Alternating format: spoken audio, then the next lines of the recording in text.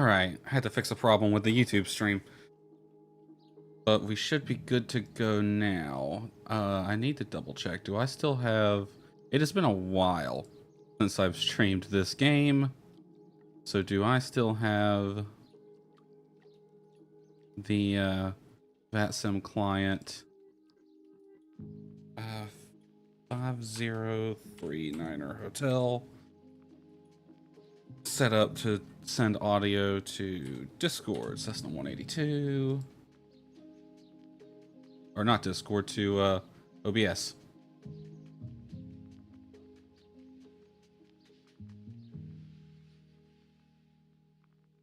I filed a VFR flight plan.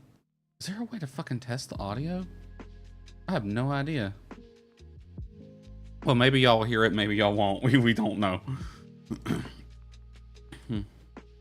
Let me get the game's audio up. There we go.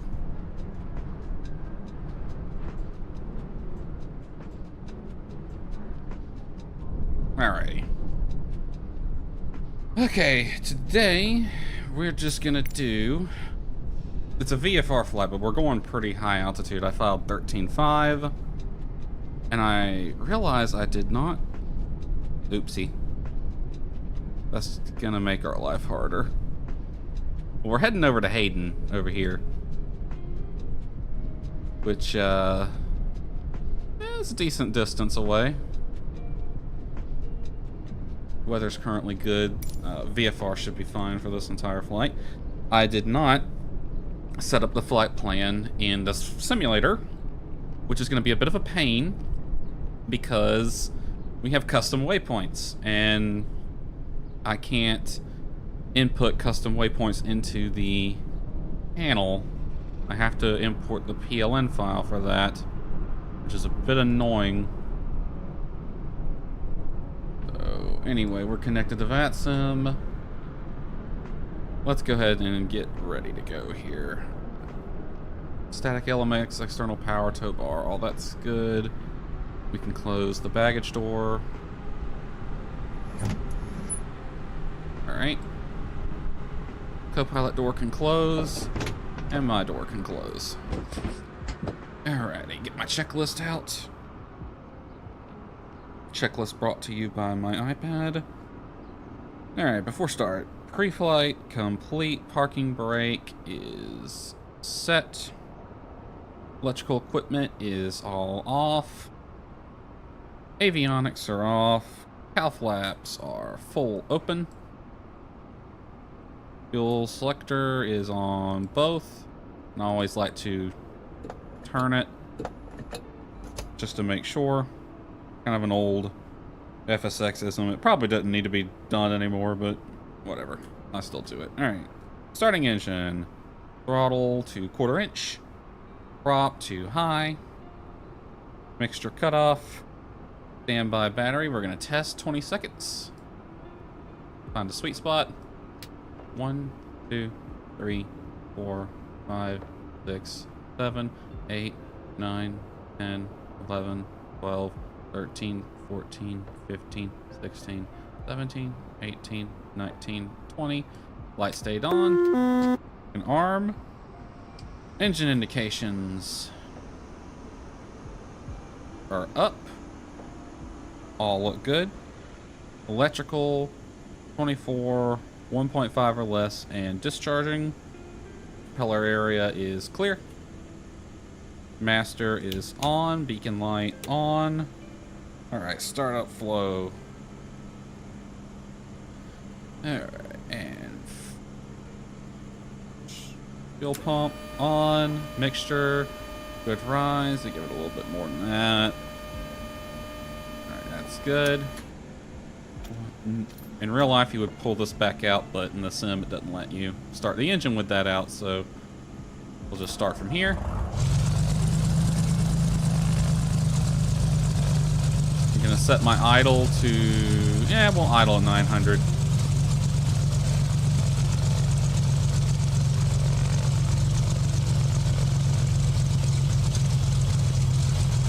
Oil pressure's green, well, close to it. It's up, it's not quite in the green arc for some reason. I'll bring it up to 1,000. Okay, yeah, it gets in the green at 1,000. We can idle at 900 just to let it warm up, though. It's not in the red, so it should be fine. Alright.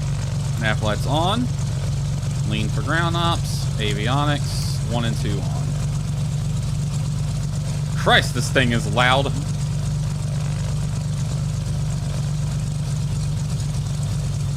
I'm gonna lower the volume of it a little bit for y'all.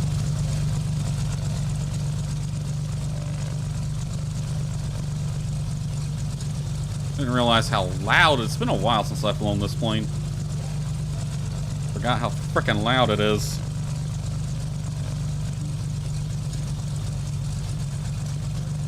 Alrighty.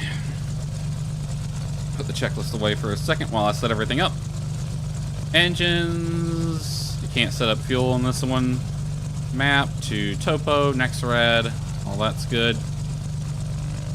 Okay, flight plan. Departing uniform 42, South Valley Regional. Planning runway 34. Is there a windsock? Because the weather station is actually out. Okay, winds favor this runway, which is 34. All right. The weather station is actually out, so there's no METAR available for this airport. Had to do it the old-fashioned way. Now, our first waypoint, this is where it's going to get fun, is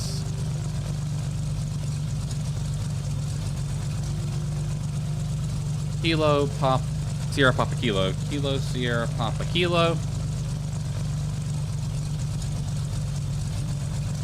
Next waypoint, Mike Tango uniform.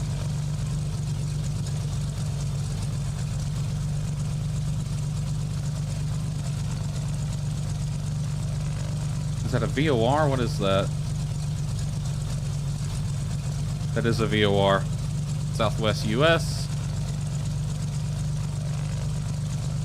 And then Victor Echo Lima.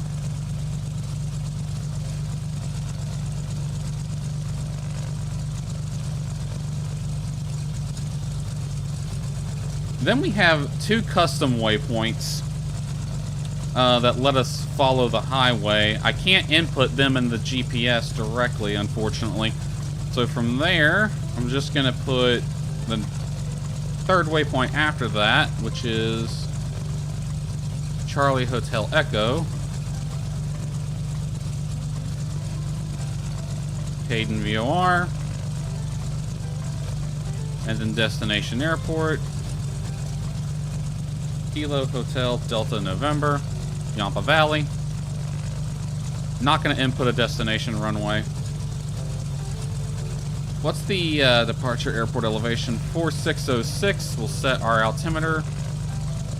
4606, so 4,000 basically. That's going to be as close as we can get. 29083. I will check. Salt Lake City is nearby. They're reporting 29089er.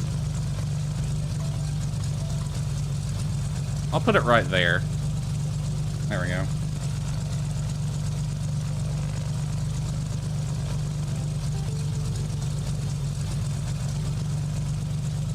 Alright, flight plan is set up. When we get to those custom waypoints, we'll just follow the road visually. No big deal.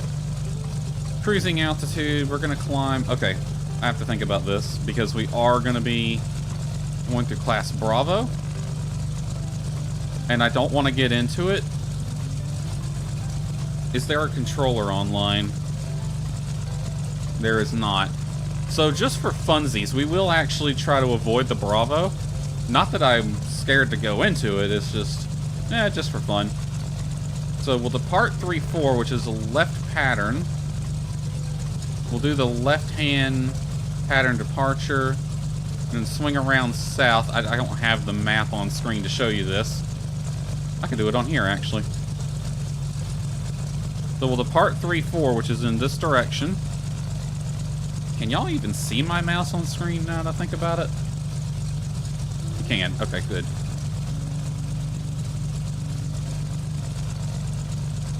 Anyway, we'll depart 3-4, which is this direction here. Left-hand pattern departure, so we turn left 45. We'll climb up to pattern altitude, which will be 5,600. I'm going to set that. And we'll stay at that until we can get past the Bravo. We'll turn south and kind of just parallel these mountains here. Which, if I look at the chart, yeah, they go up to 8,000, so we'll have to be careful. But once we get over in this area right here,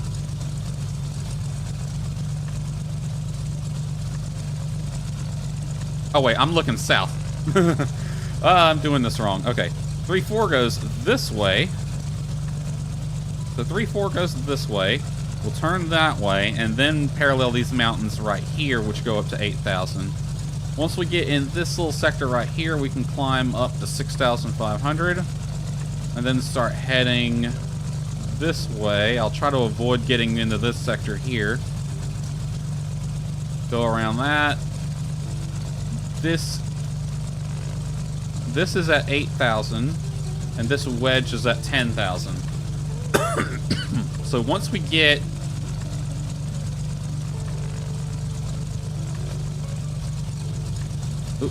zoom the right way.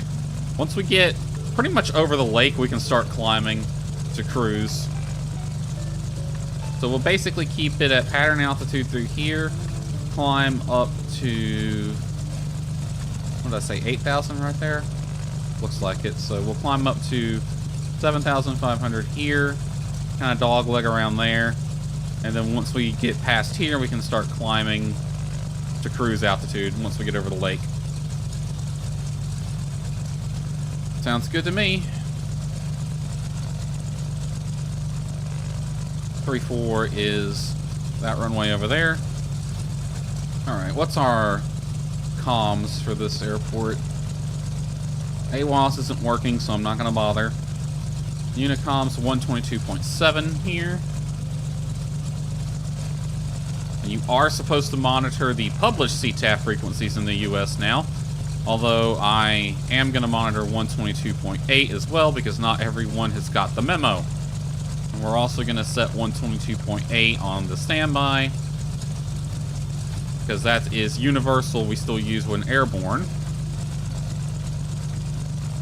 And we'll just use our GPS to navigate for the most part, as far as primary navigation. Alright. Before taxi, engine indications are green. Clearance, not applicable. Avionics, flight plan, radios, transponder, 1200. We can go ahead, turn altitude mode on. ATIS AWAS is not working at the moment, but we have the altimeter set. Altimeter set, departure briefing completed. Let's go ahead and go through one. Weather. Severe clear. It's VFR, really good. Altimeter is a bit below standard, but no big deal. Let me get a density altitude check real quick. If I set my altimeter, weather station's not working, which means E6BX isn't gonna pull the METAR, but I set my altimeter 2992. What do we got? 4,685. 29.92. Field elevation 4,685. It's giving me a pressure altitude of 4,600. Oh, no, wait. Enter the actual field elevation, Rufus. 4,606. 4,606. Pressure altitude is 4,000. Air temperature 27. Density altitude 7,100.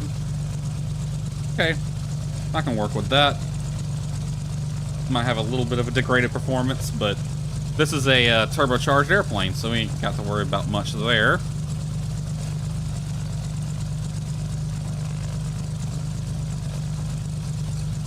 Abnormals, we have no abnormals to worry about today.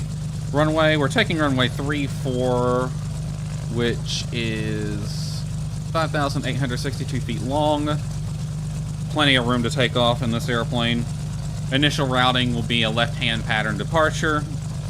As for the taxi route, we'll taxi northbound on this taxiway, past the Air National Guard hangar, do our run-up over here, and the runway's right there. It's basically right over here. Threats. Biggest threat here is terrain. We are going to be underneath Class Bravo, so traffic could be a factor. I haven't looked to see what traffic looks like right now. I can take a quick look on the map, though. Let's see. There's a couple planes at Salt Lake. Nothing major. Doesn't look like there's anyone around us for 150 miles. So traffic shouldn't be a factor. Salt Lake will probably be departing north, too. As for systems, I'm probably going to turn the autopilot on fairly quickly. I don't know, I might might hand fly it for a while. I don't know, we'll see how I feel. Alright, before taxi check's complete.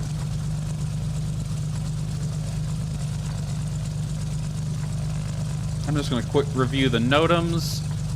Automated weather broadcast is out of service. North T hangar apron, work in progress. Construction adjacent on the north edge. We're not going to go over there. Fairfield unmanned aerial drone near the VOR. And then there's a NOTAM for the RNAV approach to 3-4, which we're VFR, so we don't have to worry about.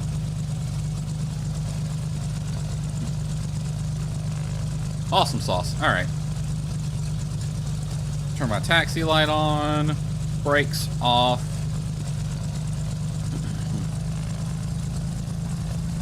Give it a little power to get going.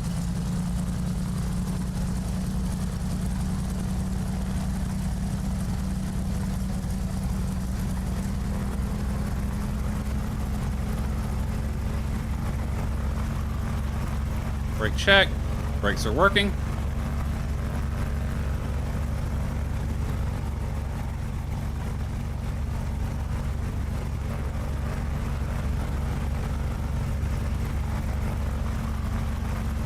Yampa Valley traffic, Skylane 5039 Hotel, taxiing runway 34, South Valley. I think I said Yampa Valley. We're not there yet. We need to get to Yampa Valley. We're at South Valley.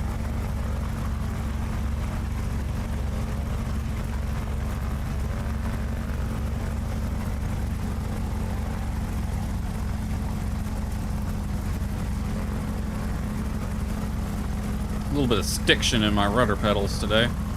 I need to get some lube for them.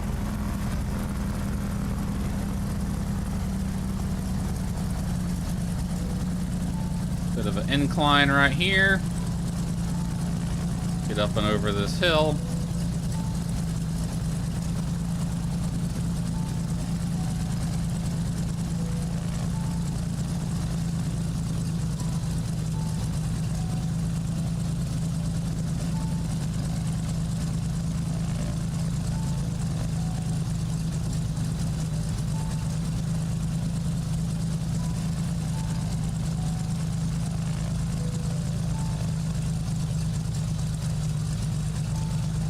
Set the parking brake, taxi light off.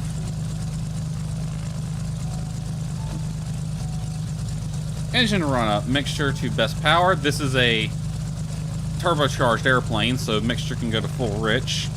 Not normally aspirated like the regular 182 is.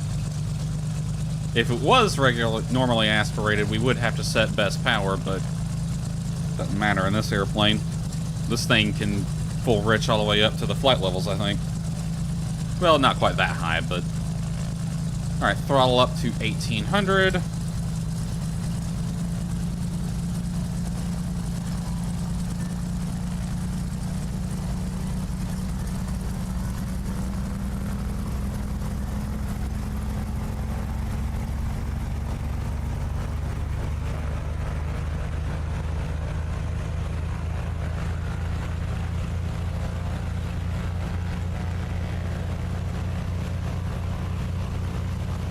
All right, we're stable at 1800. Right mag. Good drop. Left mag.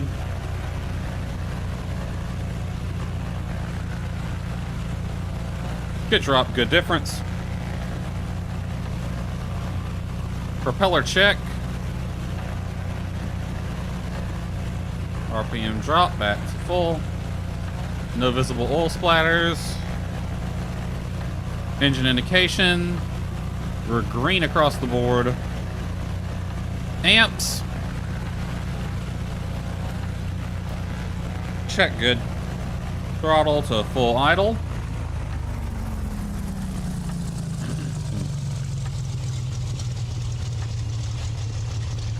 Engine runs rough, but it doesn't die. Alright, back to regular idle. Engine run-up's good before takeoff checks. Parking brake. Set. Flight controls. Full left, left goes up, right goes down. Full right, right goes up, left goes down. Up, down, left, and right. Flight control check, good. Primary and standby flight instruments. Slight pitch up, altimeters 4,600 degree. Autopilot. It's probably right. I can't really turn it on right now, so. Instruments, we have no red X's. Altimeter set, fuel quantity. We're pretty much full on both tanks. And we're on both. Elevator and rudder trim. Give it a slight right on the rudder trim. Elevator trim looks good. Comm nav radios are set. FMS flight plan is set. I'm going to zoom this out to a usable zoom level. Windows closed and locked. I wonder if this will do anything for the volume. Oh, hallelujah. I can hear myself think now. Alright. At the line. Parking brakes off. I'm going to turn landing and strobe lights on. Make sure no one's coming behind us.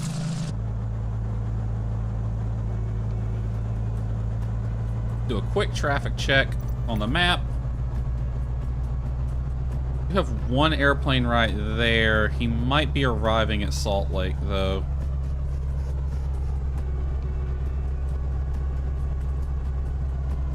Yeah, looks like he's turning south to arrive at the north runways for Salt Lake. South Valley traffic, Skylane 5039 Hotel, taking off runway 34. We'll be doing a left pattern departure, then departing to the southeast, South Valley. Alright, line up.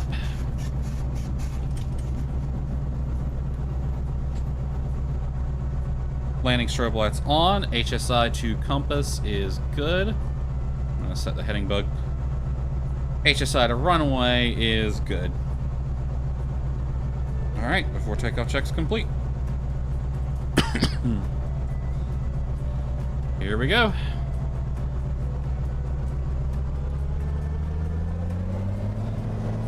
Wind's coming slightly from the left at about 5 knots, it looks like.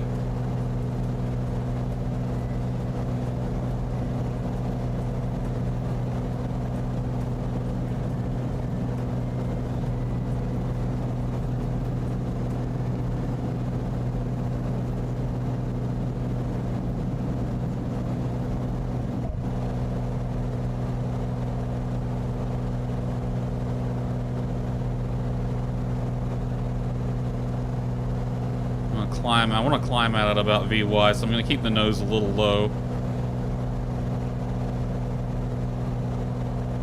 until it speeds up.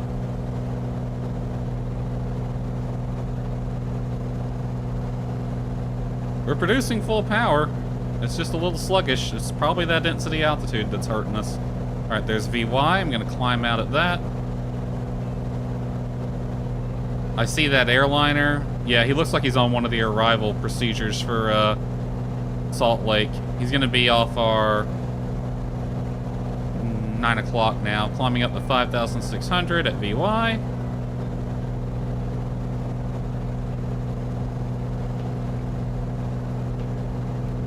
Left-hand pattern departure.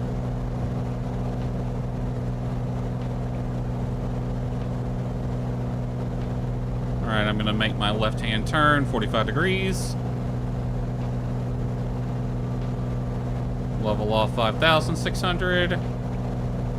Bring power back to 20 inches.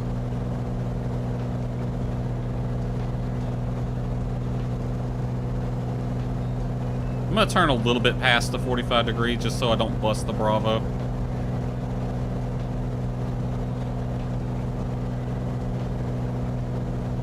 That wind is pushing us quite a bit, though.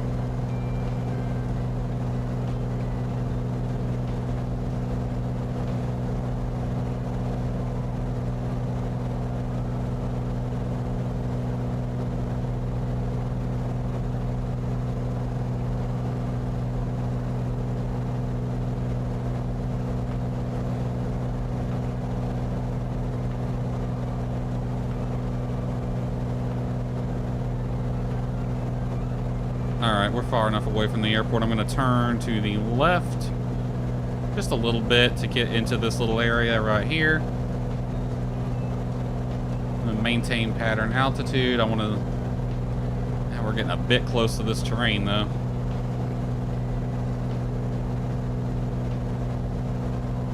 What's the floor of the Bravo right here? 6,500. Alright, I'm going to climb it up to 6,000 then.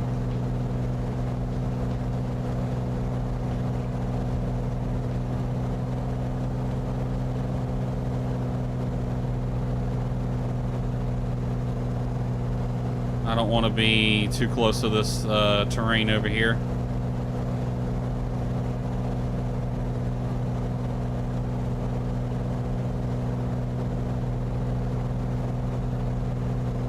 Alright, we're about 3 miles north of, or sorry, west of South Valley. South Valley traffic, Skyline 5039 Hotel, 3 miles west at 6,000 feet. We'll be departing the area to the south and then turning southeast. Last call, South Valley. Hold this frequency for a little while. Very bumpy today, this close to the ground. Alright, back to 20 inches. So we don't get going too fast, too low.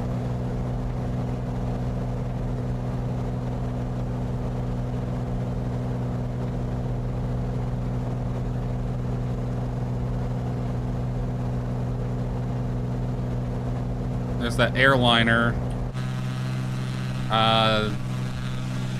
Don't know if you can visually see him. Oh, I see him. He's directly above the left wingtip right there.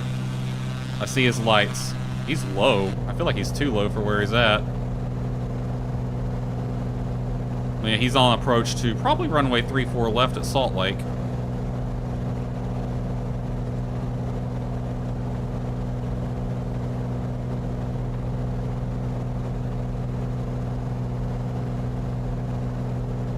Alright, we can climb up to 6,500 here.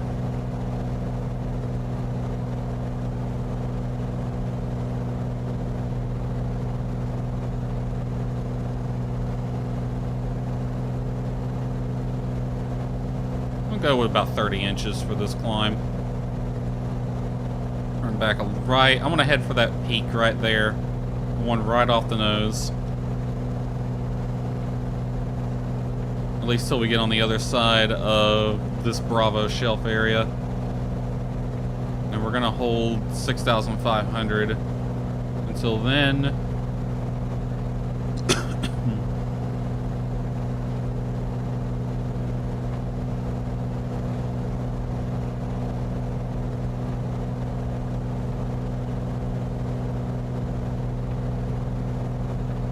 It's getting a little smoother now that we're getting higher, away from the rough air. The winds are out of the north, so we might be getting a little bit of bumpage coming from the terrain off our right, but I doubt it. Then we are in a valley. They valley effect can kind of wind tunnel those winds, so...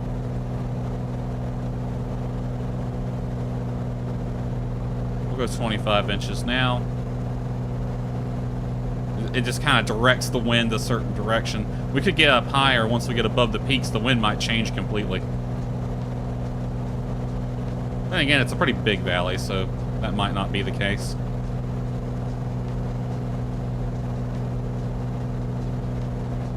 Sorry if there's anyone in the chat right now.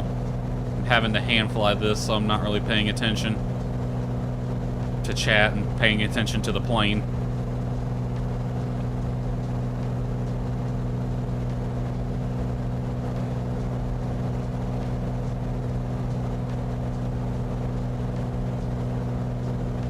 Alright, I'm going to turn a bit to the south. I want to avoid that restricted airspace. I don't know if it's hot right now. It probably isn't. Looks like we have some low stratus clouds ahead. Possibly the lake effect, or whatever it's called. Because there is a big lake over there, so could be what we're seeing. Alright, climb up to 7,500.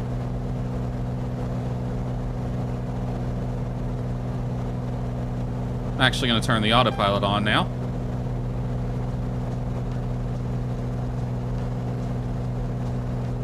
If I can remember how to work this one. Heading.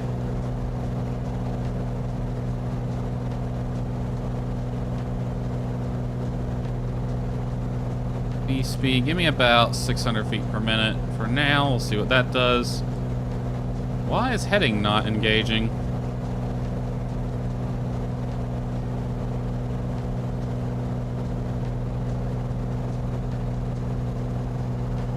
Okay, yeah, we're slowing down a bit much here. Take us to 500 feet per minute. I want to climb out at about 100 knots.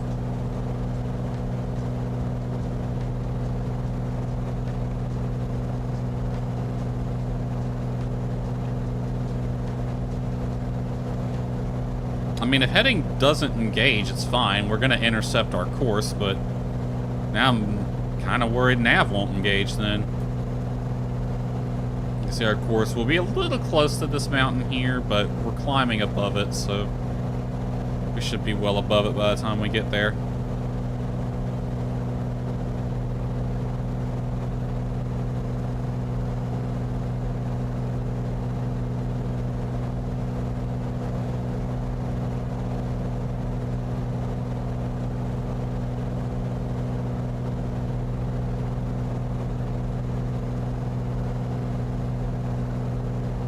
Oh, it did engage.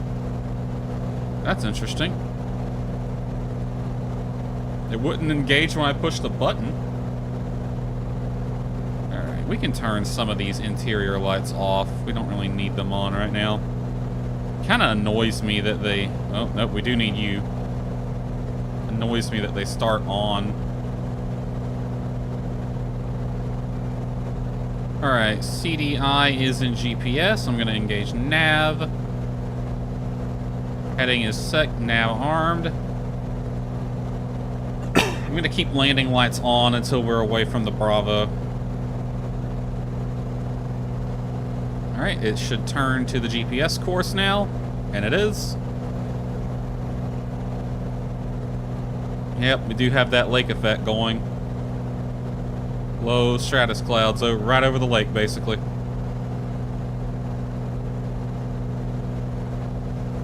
Alright, it should level off 7,005, and it is.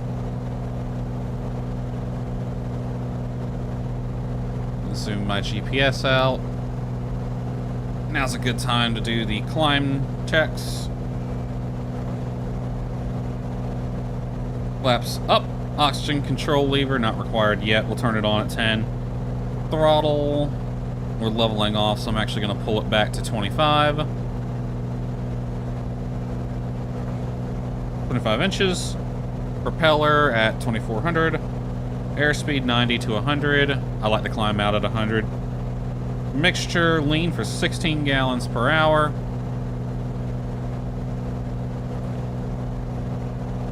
To be that diamond right there.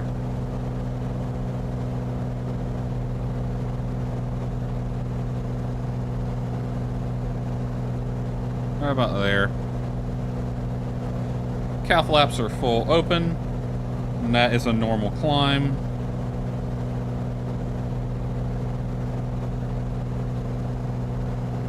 Keep it right here until we are south of this Bravo shelf, and then we can climb up the cruise level. It's on altitude hold, so I'll go ahead and set cruise altitude 13,500.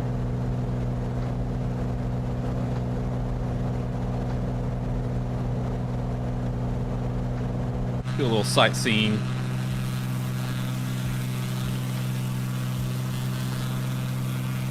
Lehi, I think, is the town we're over right now, according to the chart.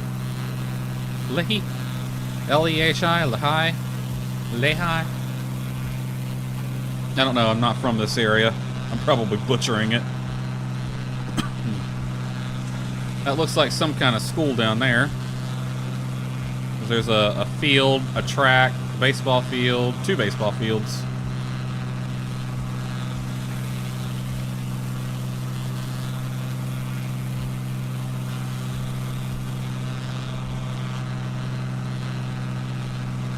What's the name of this lake? Utah Lake. How original.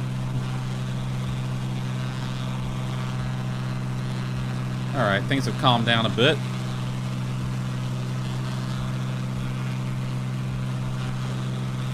Look at those mountains.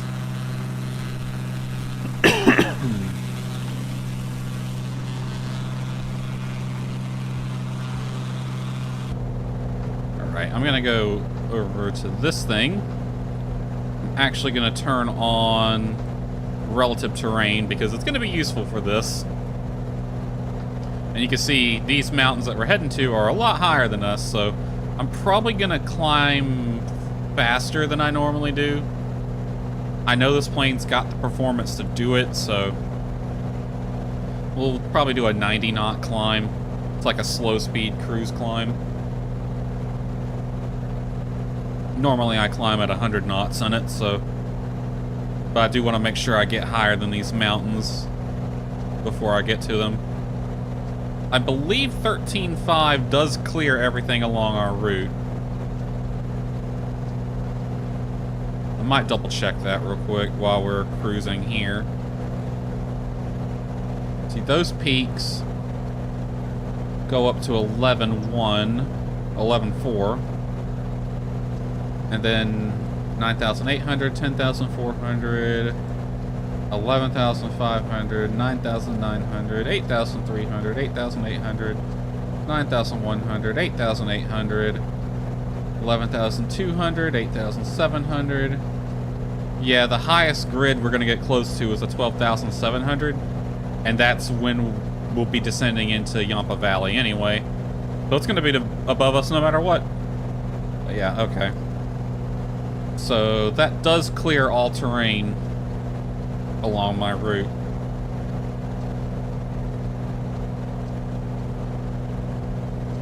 Alright, we're clearing the Bravo shelf area now.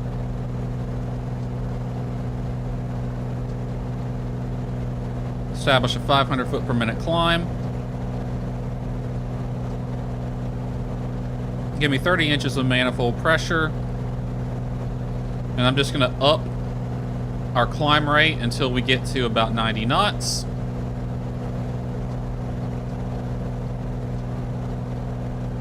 The normal cruise climb power setting is, I believe, 25 inches, but I'm going to go a little higher today because I do want to outclimb the terrain. Alright, we're clear of the Bravo. I'm going to turn my landing lights off.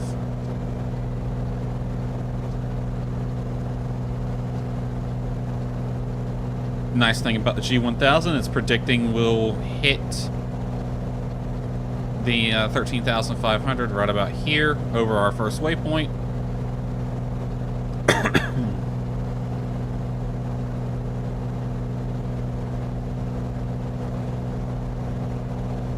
Which will clear all of this, so I know I'm not going to hit anything now. Pretty confident in that.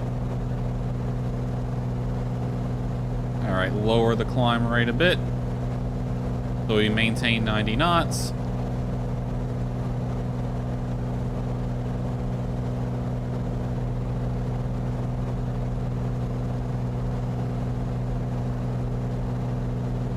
Unfortunately, this autopilot does not have flight level change. That would make my life a lot easier if it did.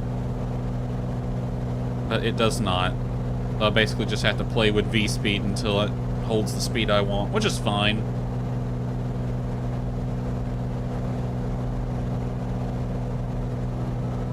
Either that or do a constant rate climb. Over Porvo right now. Long time ago, on one of my older videos, me and my friends were landing at this airport. I was landing on this runway, and Roto was landing on this runway. So we were opposite direction, and we were equal distance, so, like, he thought I was 2 miles out. No, I was over the numbers. Just happened to be 2 miles from him. Good times. Good times. Alright, 10,000 feet. I'm gonna turn my O2 on.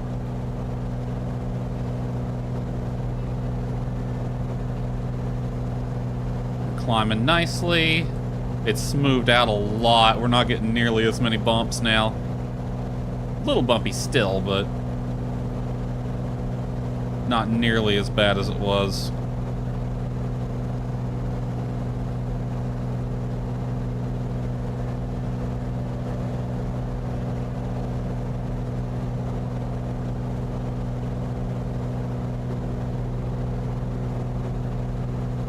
I'm actually going to lower the climb rate, let it climb at about 100 knots like I normally do. And we're clearing all this, so I'm actually going to bring it back to normal cruise climb. Save a little fuel.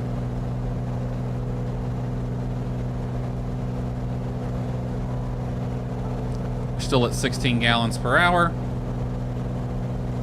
You look ahead at our... I did not do an actual...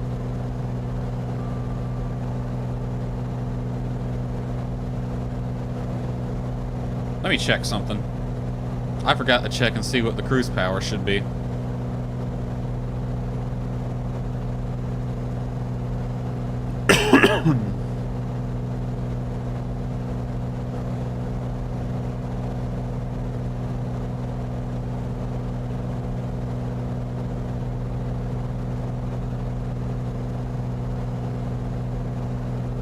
Cruise should be 25 inches at 2300 RPM. Lean is desired.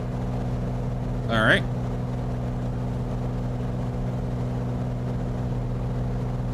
I might do 20 inches. What was my filed speed? 150, I believe. So I might do 20 inches and then see what we can get, if we can get a 150 cruise.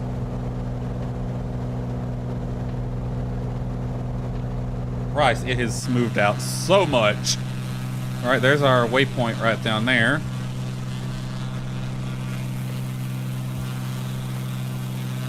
And we're making the turn.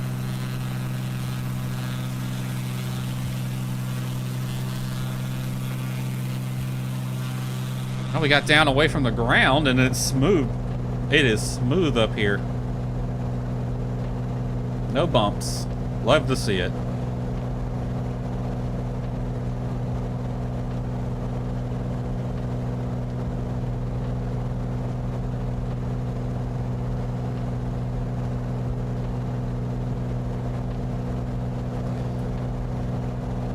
I'm gonna turn my bearing pointers on.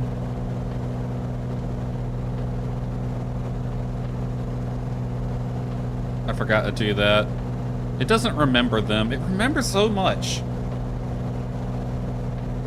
the gauges always remember some of your settings, but never those. Like it's picky at what settings it remembers.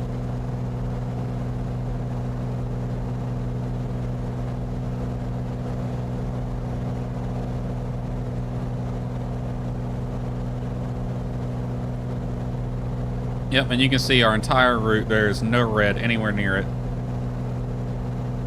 The 13.5 will certainly clear everything. Now, when we get to this waypoint here, Victor Echo Lima, we actually dogleg to the south and then back north to follow the highway. That's not in the GPS flight plan, so I'll have to do that manually, but it'll be fine.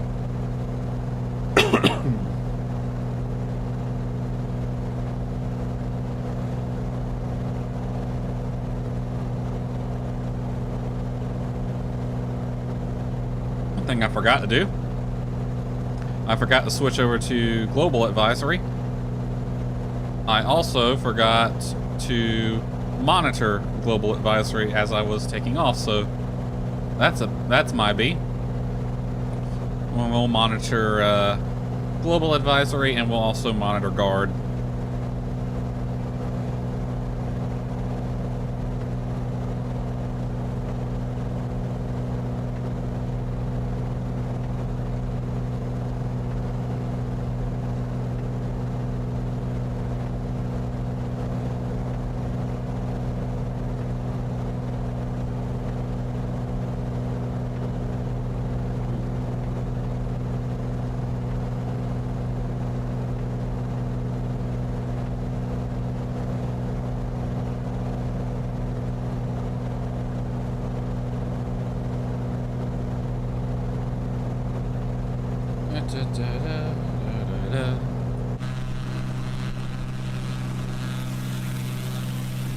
Ooh, big bump there.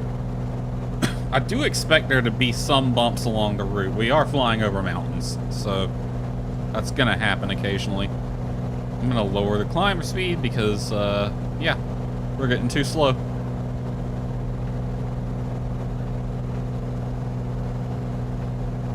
Take our manifold pressure back up to 30.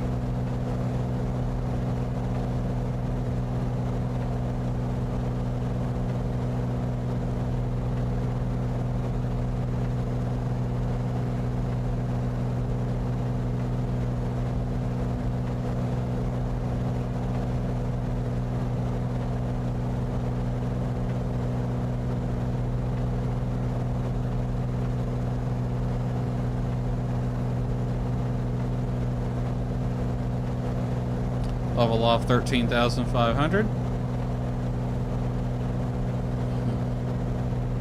Alright, I'm gonna set cruise power now. 25 inches manifold pressure. RPM 2300.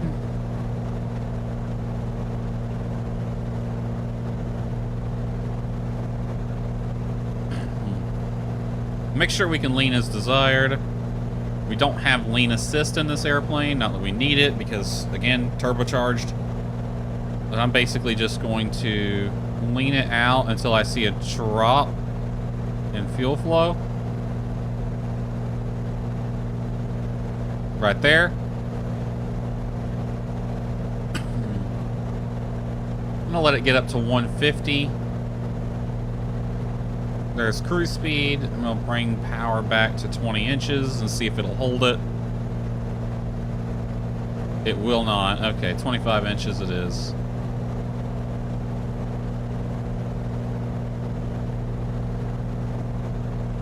Well, 23 might hold it. I want to get the lowest manifold pressure to maintain cruise speed. Looks like 23 might do it, maybe 24.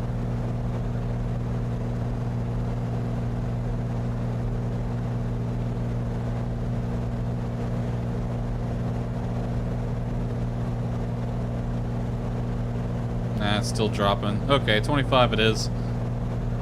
And I'll set, let's see, this goes in increments of 2. So 2, 4, 6, 8, 10, What's the cruise fuel flow for this airplane?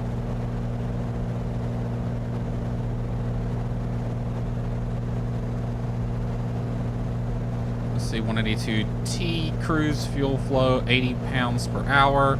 Well, this is in gallons per hour. Let me get a calculator.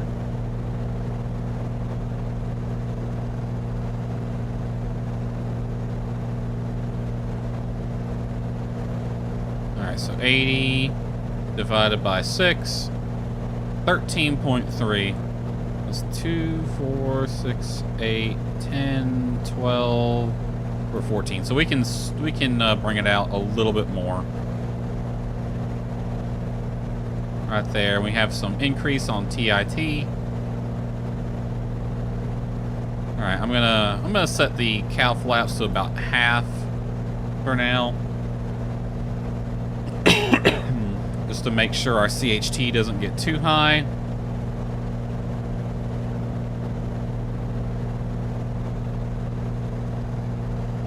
And we have a tailwind, 34 knot tailwind at that.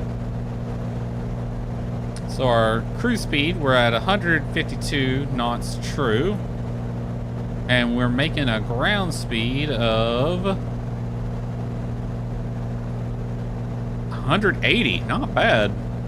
Not bad. Not bad at all for this plane. 17 minutes to the next waypoint.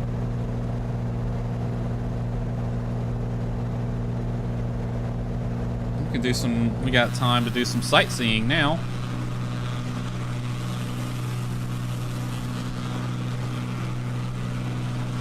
What's the name of this lake?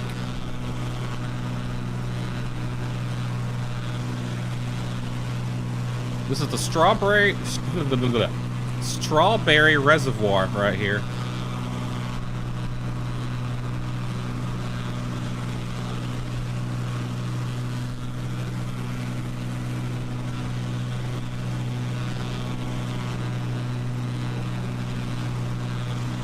So it's probably not a natural lake. Well, no, it looks like it would be natural. It's at a low point in a valley and it's got rivers feeding it, so it probably is natural.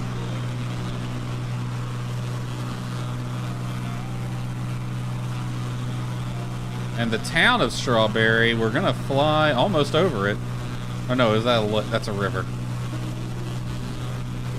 There's a marina right there. I see it. I'm just kind of looking at the chart.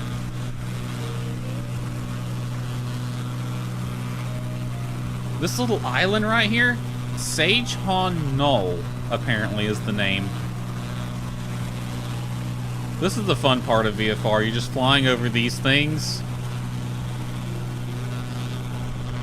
and figuring out the names of them. Looking at the chart. What's this thing? Square Top Mountain right there. This particular peak right here, it looks like, is Square Top Mountain. The highest peak is right over here, goes up to 9,171.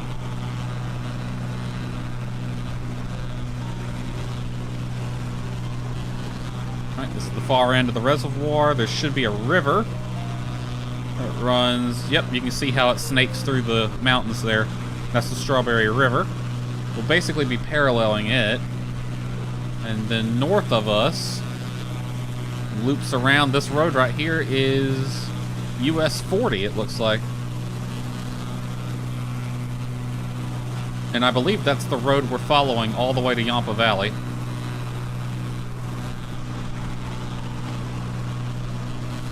We're flying over where the road cuts south.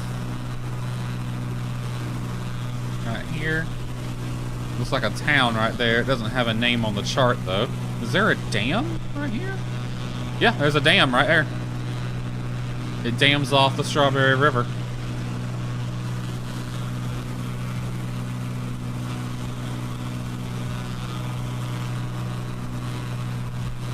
I like flying VFR every now and then because you don't see stuff like this when you fly IFR. You're too busy flying the plane when you're IFR. Getting weather and doing shit like that. Speaking of weather, We're getting close to one of these airports up here. Should have a weather station. Let me look. Let's see. Turn on the METAR layer, please. Turn off radar. Do leave air mets and SIGMETs on, please. One of these airports has got to have a weather station.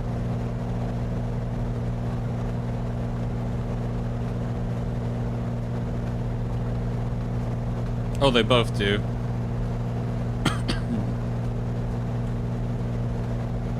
U69, nice, and 74 Victor. I'm going to use 74 Victor as our weather station.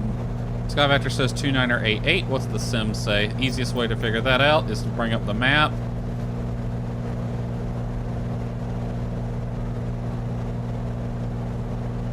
Find the airport. It doesn't have the weather for that. Oh, that one. AWAS 118975. Well, usually you can get the actual weather sometimes. Sometimes it'll tell you the weather. Will it do it at the VOR? No. Alright, what was the AWAS? 118975. I'll set that. 118-975. Give it a listen. 74 Victor, automated weather observation. Correct airport. 00 Zulu. Wind, calm. Visibility, niner. Sky condition, no clouds below 12,000. Temperature, 29 Celsius. Dew point, 10 Celsius. Altimeter 2965. Ooh, real low. 74 Victor, automated weather observation. 2100 Zulu. Wind, calm. Visibility, niner. Sky condition, no clouds below 12,000. Temperature, 29 Celsius. Dew point, 10 Celsius. Altimeter 2965. Why does the sim have its altimeter so low? Because charts is saying the altimeter there is 2988. That was reported at 2035. So it's only 30 minutes ago. Ain't no way it's dropped that much in 30 minutes unless it's the apocalypse outside, and it don't look like the apocalypse outside.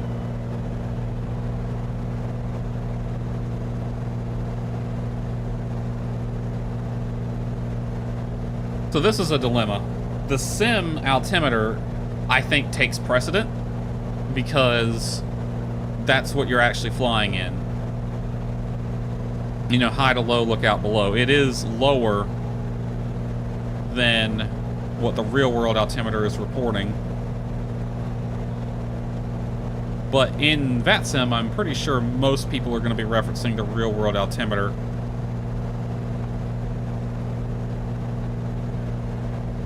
So it's kind of a dilemma. Which one do you want to use? I'm going to use the, I'm going to use the sim one, 2965. Mostly because I'd rather be clear of terrain. Traffic's not a big concern. Speaking of which, still no ATC online.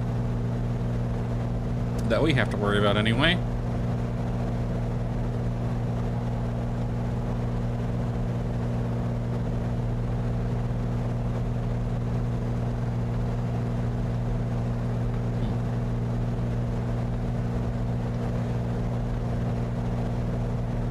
A few planes at Salt Lake still.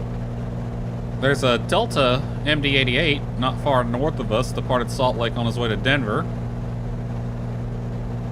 Another Delta, a 737, departed Salt Lake to LXV. I don't know where that is.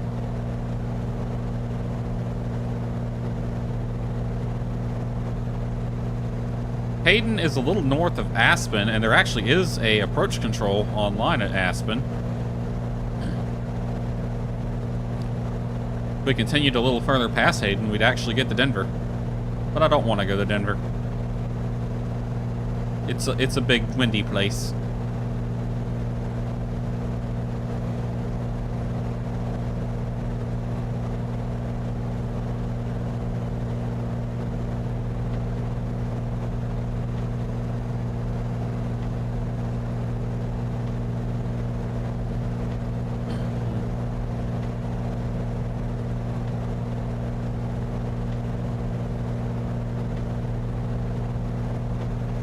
Whoop. Hit a wind shift.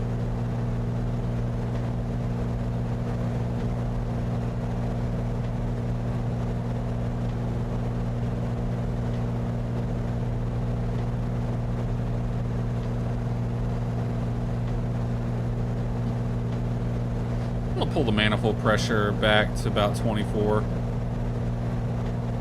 Because it looks like 25 is getting us about 153, 154 knots. If 24 can get us right at 150 at a slower or a lower fuel flow, I'll take it. Speaking of fuel, no need to be burning off both tanks. Let's burn off the right tank.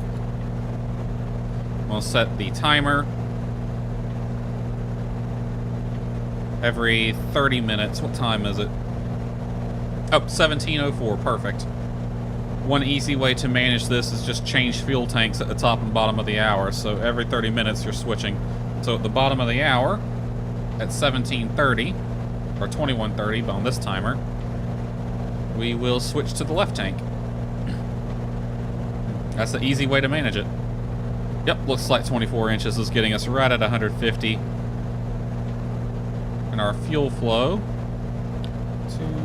4, 6, 8, 10, 12. I'll say 12.25, which is a little lower than the 13.5 or whatever that the planning fuel is.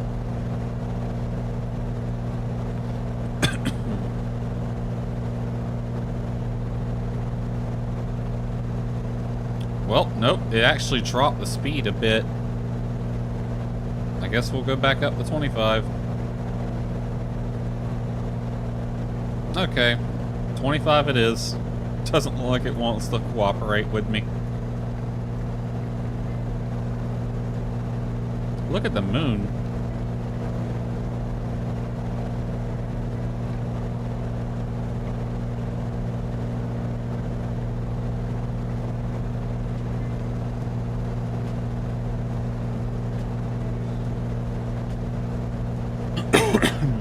I wonder if O2 pressure's still in the green. I wonder if they actually modeled this or if it's just a lever I can push.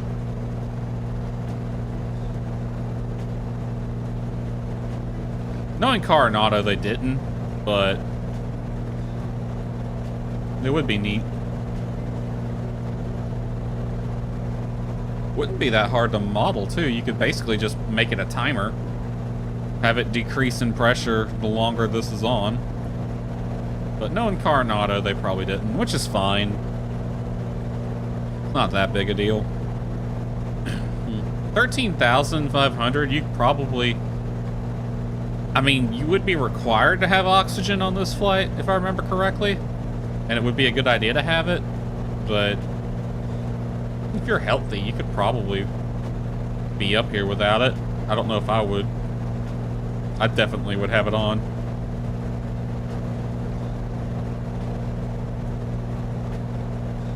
Well, it does become required at like 12, I think, so 10 for passengers, 11 for required flight crew, and like 12 for everyone, if I remember correctly.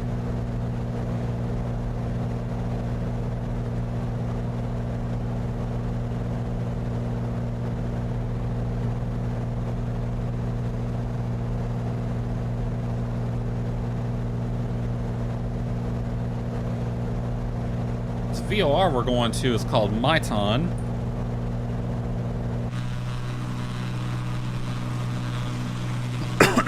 Looks like it's in the middle of nowhere.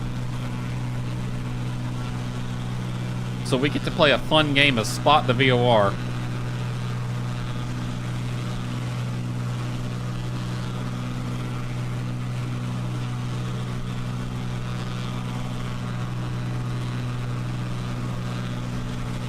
The elevation is at 5,400 at the VOR. And we're at 13.5.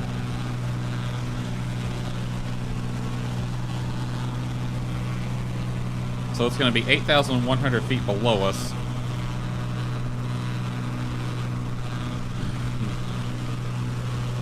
And when we get over it, we're going to look down and play a fun game of Can You See the Station?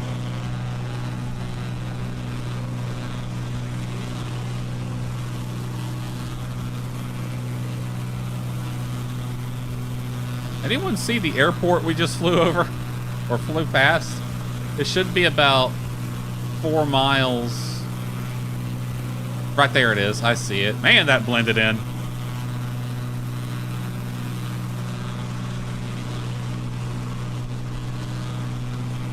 Our next airport, we should be able to make out. Maybe. We're about 10 miles over here somewhere.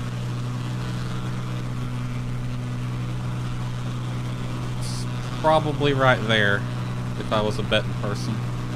It'll be right in this area.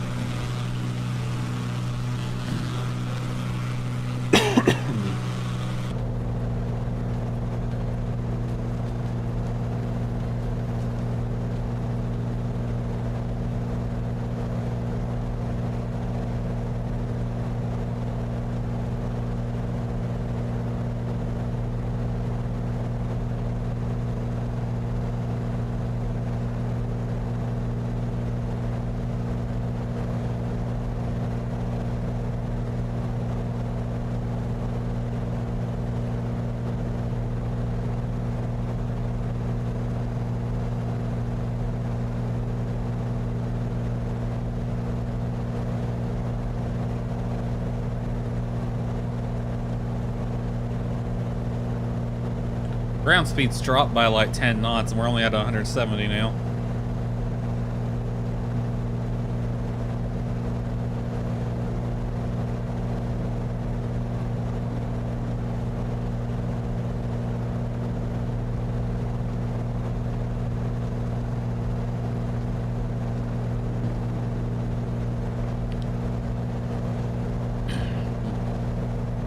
Coming up on the VOR.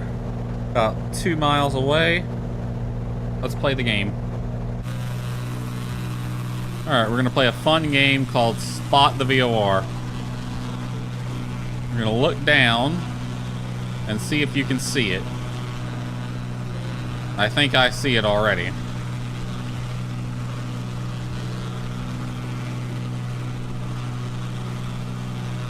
I believe it's that white square right there.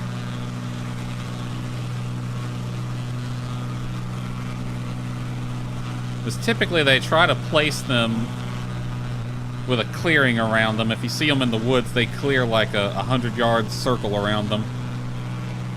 Out here they wouldn't have to, but it's up on a hill. It's clear all around it. That looks like it. And we're turning. That's it. That's the VOR.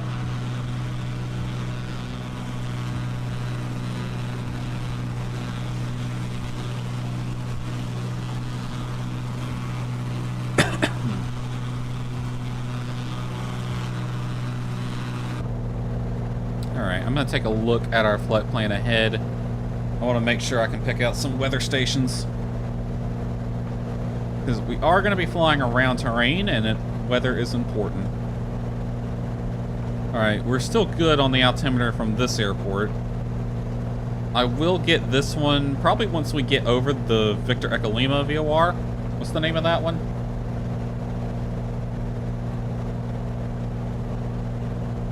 Vernal. So Vernal VOR.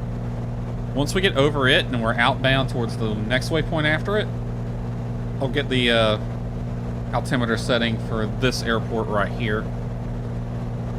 And then we'll have to fly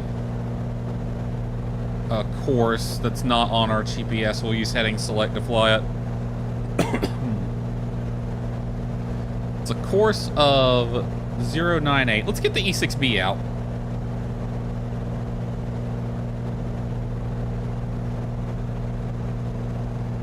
let's actually figure out what the heading we need to fly for that is. Alright, E6B. Course we want to fly is 098. Our true airspeed is 150. Wind looks like it's coming out of about, we'll say 250.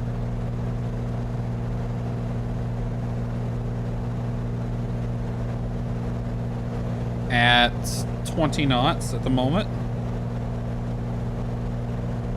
Wind correction angle will be 4. The heading to fly will be 102.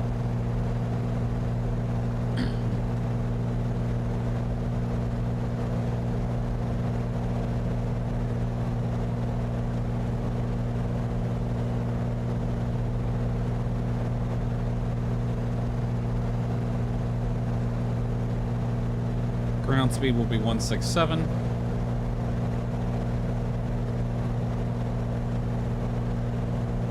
Distance 34. Will take us 12 minutes to fly that leg, 12 minutes 13 seconds. Fuel, we're at, let's say 2, 4, 6, 8, 10, 12 gallons per hour. We'll burn 2.4 gallons.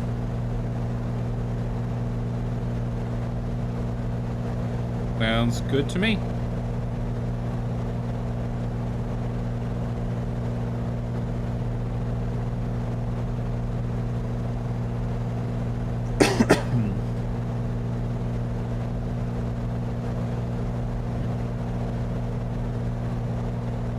So when we get over the VOR, it's going to switch to the next waypoint. We're not going to fly this course.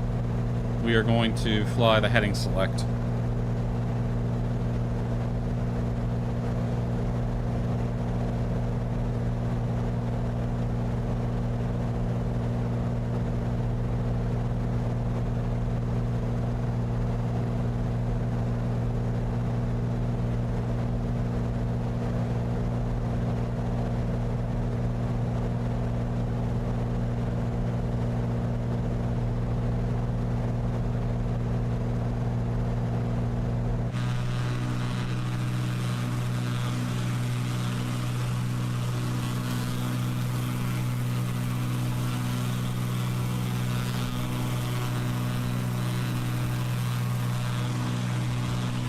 The heck is all that?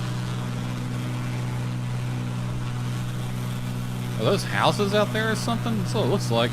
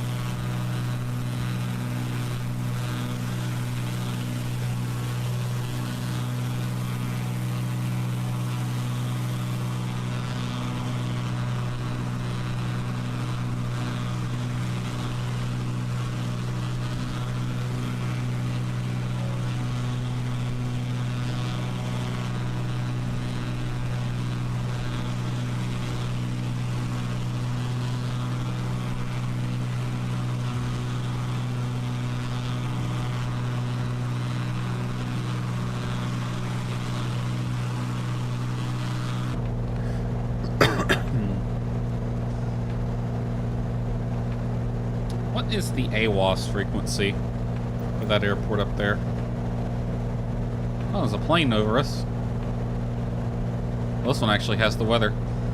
But the frickin' thing there covers up the altimeter. ASOS 118.125.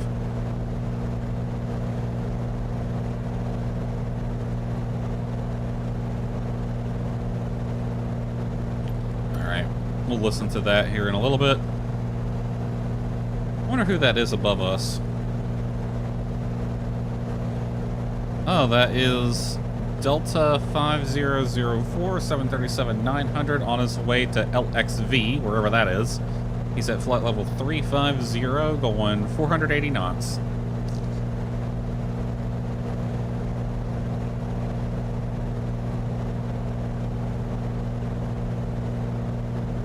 We should be able to see his contrails then. Yep, there he is. Short contrail.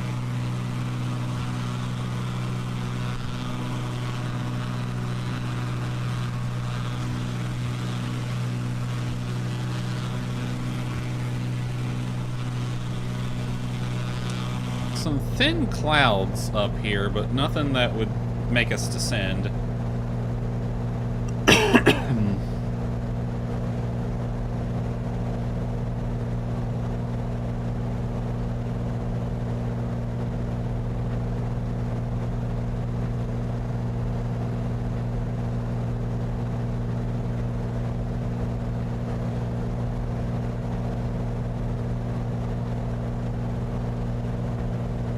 Let's play with the GPS a bit.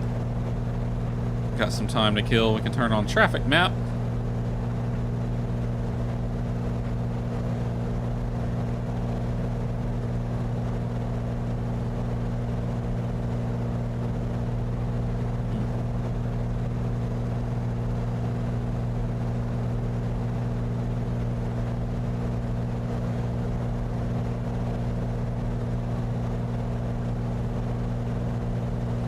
Not that there's anything to see on it. What else we got? Weather radar.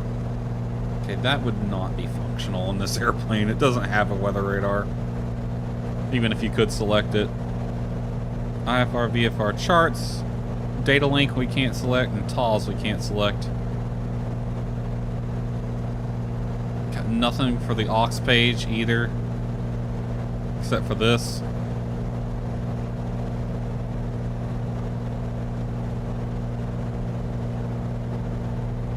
That's our flight plan, which, something we could do. What is destination's elevation? 6,600. Alright, that'll be 1,600 will be my traffic pattern altitude. So I'm gonna set that. We want to hit 1,600 about 3 miles prior. Or 6,600? No, 7,600.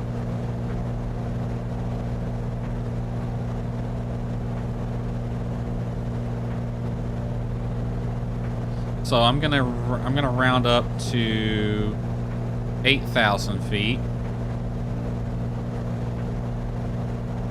And that should have us descending to hit traffic pattern altitude about 3 miles. Oh no, I need to round down. About 3 miles prior to the airport. And you can see that's moved the TOD further back.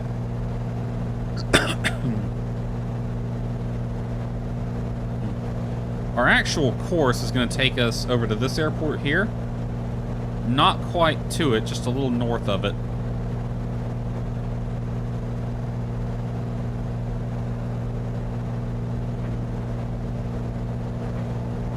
Because if we stayed on this course, we'll be going over a dinosaur national monument, which we could fly over.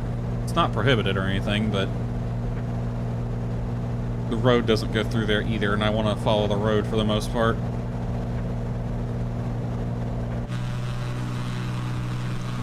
There's the airport.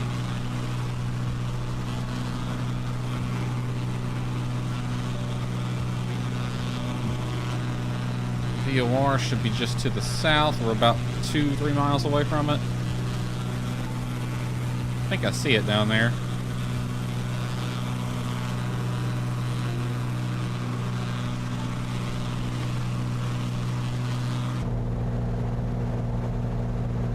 Alright, it'll sequence to the next leg, and that's when I'm going to turn on heading select.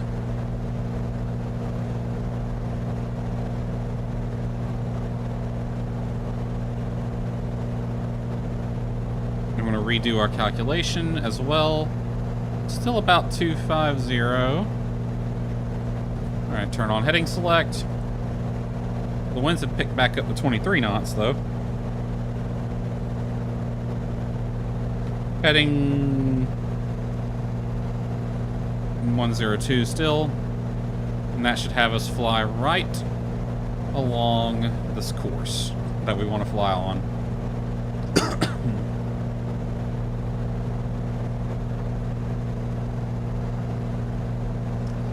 Now, there's no indication on the gauges of it, but I do have charts up on monitor 2, so I can tell if we're left or right of course. So we'll see how good our calculations worked.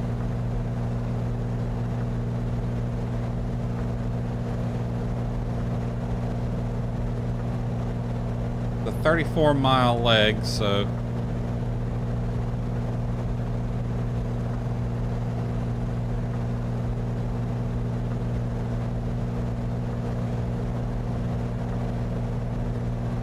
let's go ahead and get the weather for that airport.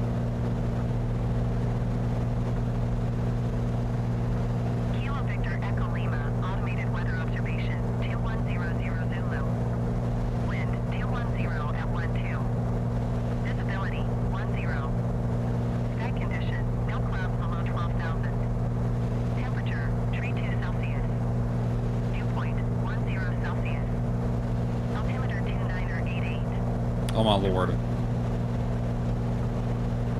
That's annoying.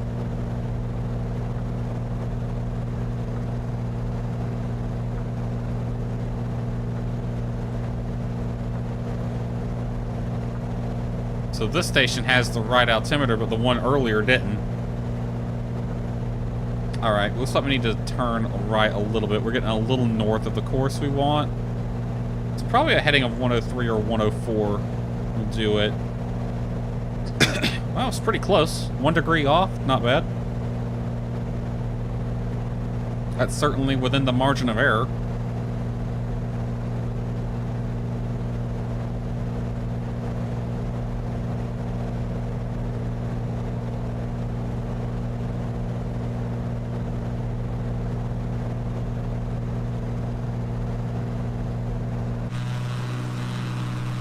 Look, let's see if I can find the highway.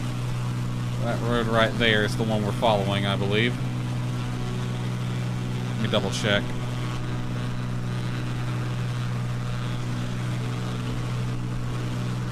Yep, that's the US 40 right there. So we're just gonna follow that all the way until it curves. It'll curve back eastbound, and it'll be south of Blue Mountain, which is this mountain peak right here. And you can kind of see how it's going to curve around over here. That's Blue Mountain right there. This is the Yampa Plateau.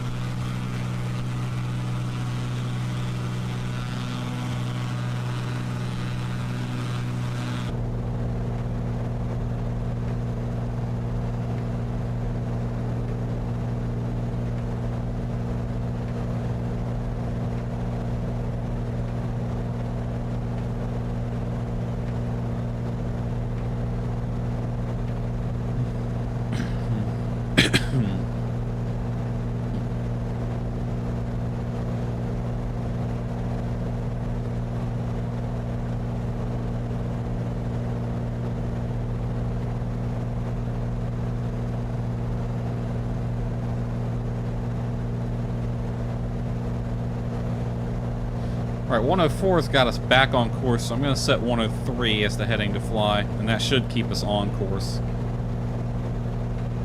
102 got us off, 104 got us on, so power of deduction, 103 should keep us there.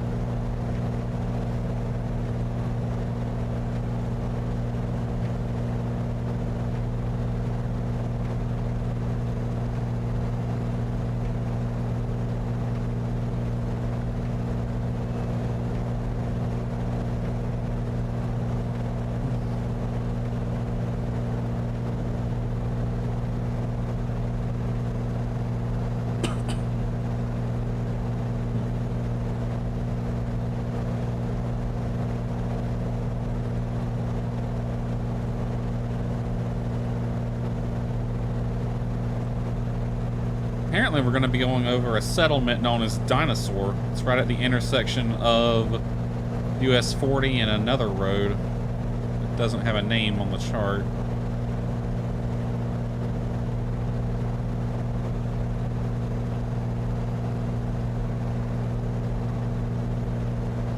Real quick, I want to check something. Let me zoom out. Yeah, our TOD is before that VOR, so we're going to have to do a manual top of descent calculation. No big deal.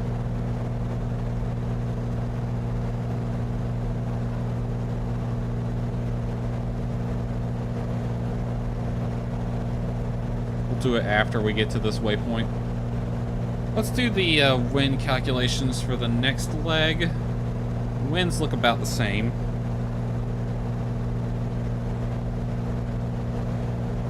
Or course calculation, I should say. Alright, the course to fly on the next leg.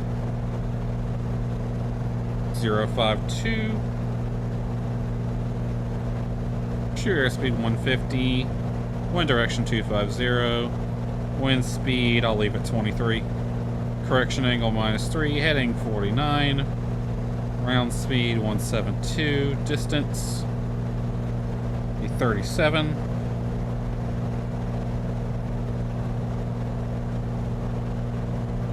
Be a 13 minute flight time and 2.58 gallons of fuel burned.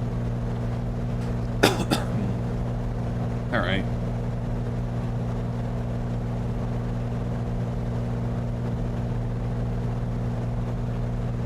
That's going to give us almost a tailwind. So I think that heading's going to be accurate. 049.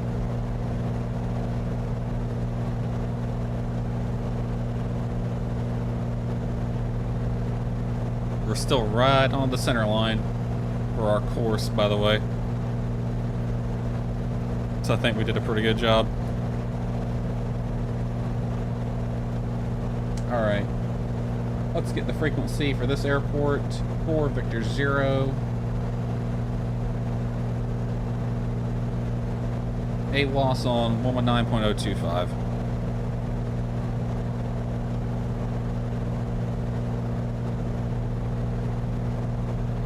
For Victor 0, automated weather observation, 2100 Zulu. Wind 227 at 6. Visibility 10. Sky condition, no clouds below 12,000. Temperature 29 Celsius. Dew point 10 Celsius. Altimeter 2967. Okay, there's no way that's accurate. Automated weather observation, 2100 Zulu. For Victor 0. I'm gonna use the real world altimeter then. Because that's way too big an altimeter drop. 2988 is the real one, which we already have set. Lightning distant to the southeast though, so they are seeing some weather build. To the southeast, distance is beyond 10 miles. And our waypoint doesn't take us right to the airport, so weather is going to be away from the course, hopefully. Let's get a double check of that.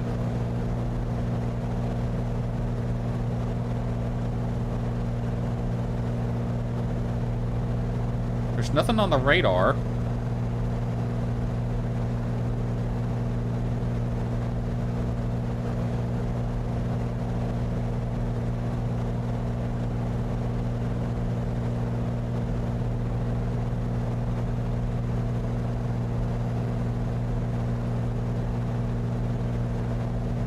Unless the image just hadn't loaded yet.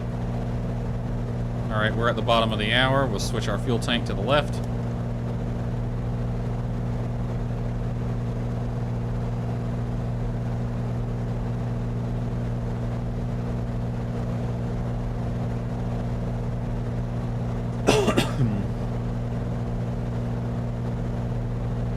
Yeah. Nothing on the radar for us to worry about.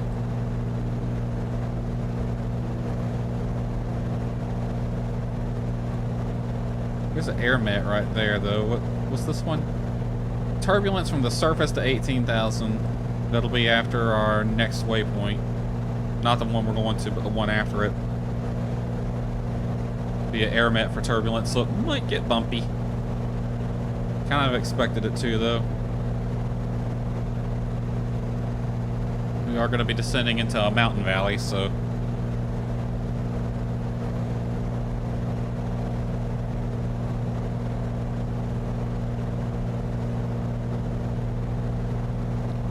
Alright, where's our waypoint? The road has curved back west. And we're south of the mountains. We could turn and follow the road right now. Our actual waypoint is south of a power line and looks like an elevator, so probably a mine, and direct west of a plant.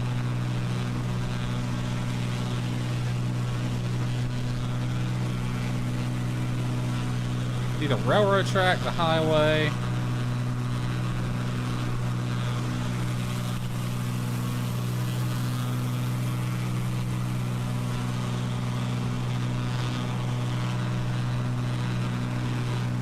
We're directly over the power line right now, which I kind of see. I don't like using power lines as waypoints because they're hard to see. Should be like an elevator somewhere, which I don't know if I'd see, but maybe. That might be it right there. That looks like something. Some sort of man-made structures there. Probably a mine. And that looks like it's in about the right spot.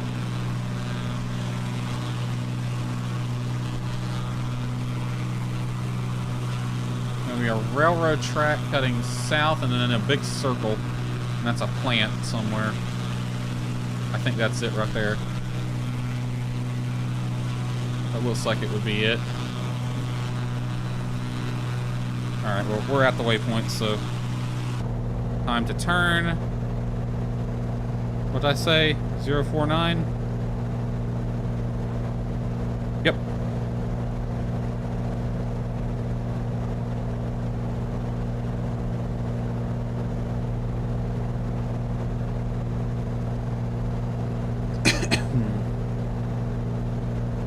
And this should take us to another custom waypoint marked by the town of Maybell, and US 40 will curve back westbound because US 40 is going to curve back to the northeast now,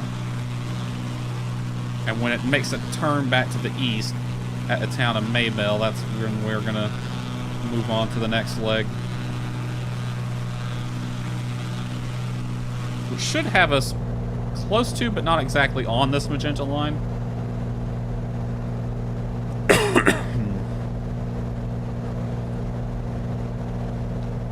Any airports? Okay, the next weather station is going to be destination airport, so...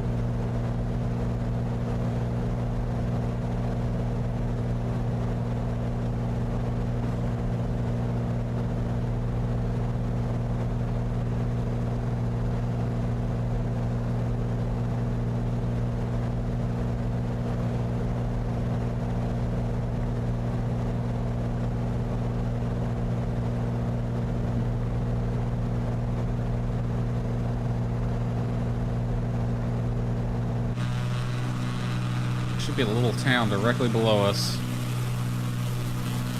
Yeah, I guess that's it. Called Macedonia, apparently.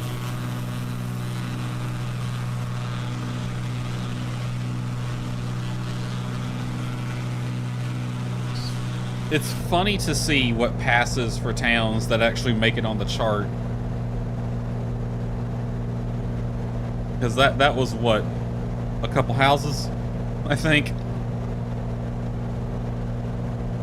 Which, I mean, to be fair, it is about 20 miles from Blue Mountain, the last town we flew over, so, you know, generally speaking, you find a small town about every 20 to 30 miles, so. Next one we'll fly over is Elk Springs, and it's about 25 miles up the road.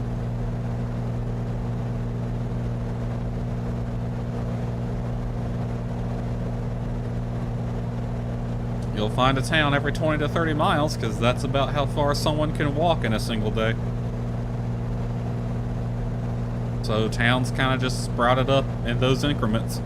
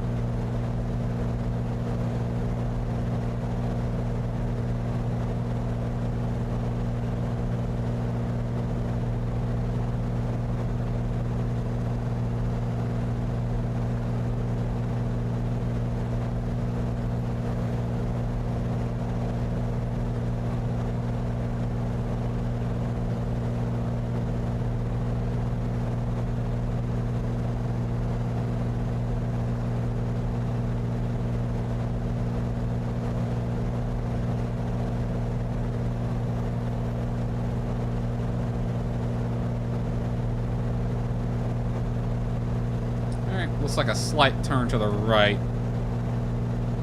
to keep us on course. We're getting a little north of it. Which the wind, we do have a slight wind from the left, so it should blow us back on course anyway. Just with that 1 degree correction.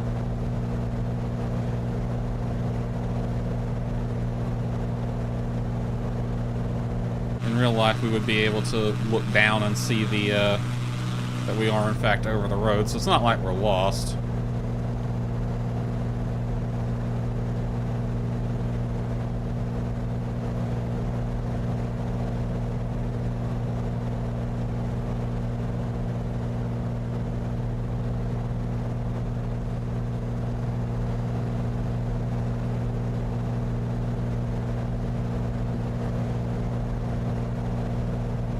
Speaking of towns, Elk Springs, like everyone.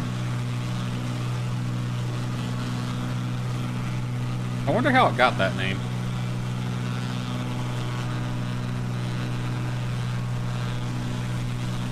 Maybe there's a spring there and somebody saw an elk. And now they called it Elk Springs. I saw an elk drinking out of a spring. Henceforth, this town shall be known as Elk Springs.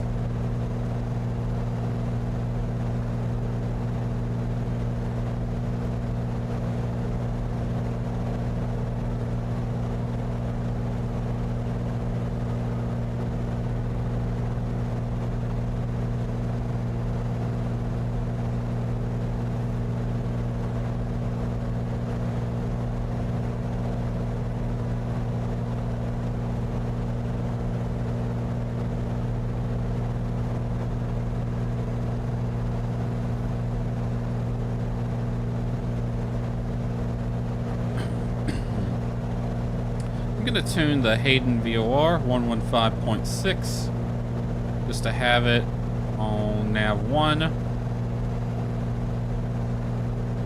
Charlie Hotel Echo, confirmed, we're good. 51 miles away. Romper is on 112.2.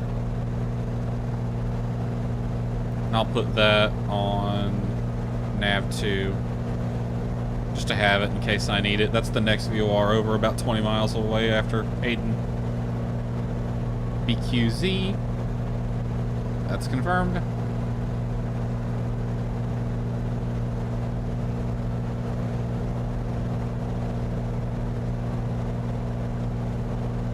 Alright. While we're on course here, let's do some reading. Notams for the destination airport. Taxiway Alpha 2, direction sign north side is lights out. Another taxi sign like that, lights out, lights out.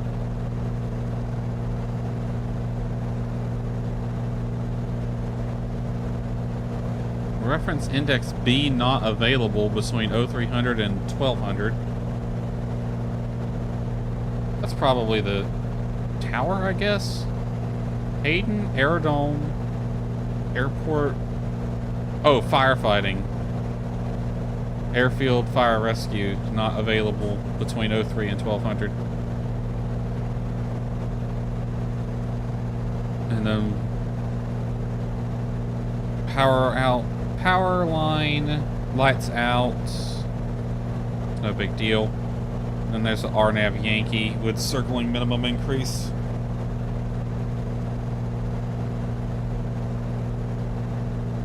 So no notams to worry about for us. What's the weather look like? 230 at 19, gusting 2-4. That favors runway 28, but we will have a 16 knot crosswind. Holy shit. 10 knot headwind. That'll be nice. Visibility 10. Skies are scattered 11,000. Temp 25. Dew point 06. Altimeter 29908. Remarks: lightning distant south and southwest. We'll be approaching from the west.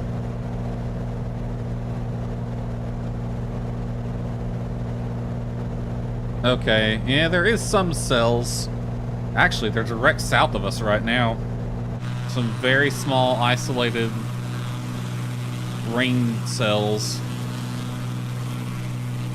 They're not even raining hard enough to produce a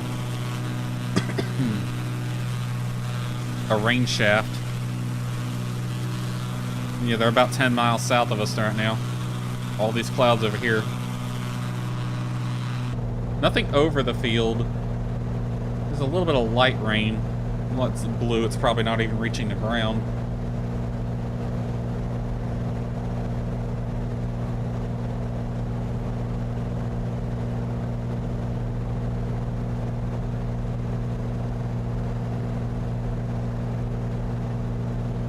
Alright, we're getting into that air vent, so we could expect turbulence to pick up. Probably going to get a lot more bumpy. Been pretty smooth most of the flight.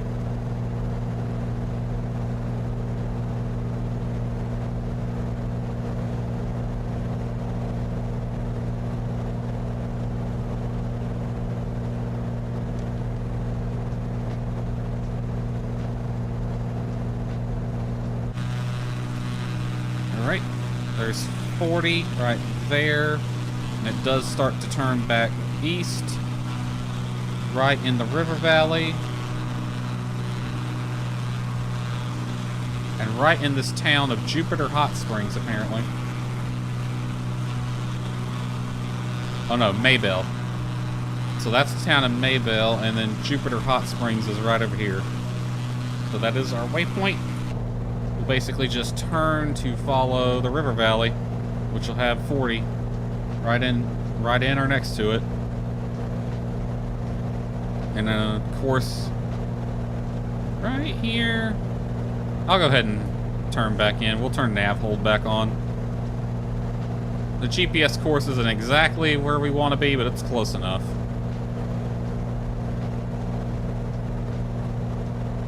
Alright, I probably should start descending. Let's do a little math. We're at 13.5. We wanted to be at 7,600.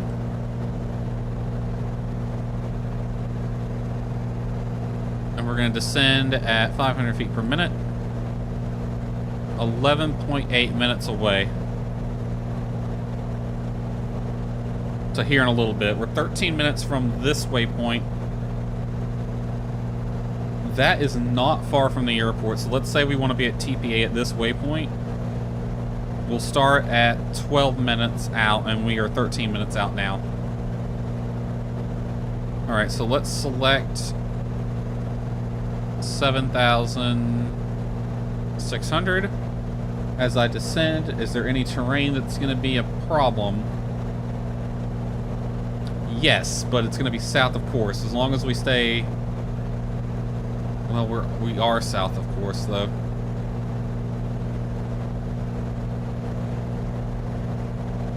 Alright, let us... About the heading select. We're going to dogleg to the north a little bit for terrain. This is a mountain peak about 7,700. It's going to be right south of us. Multiple smokestacks as well.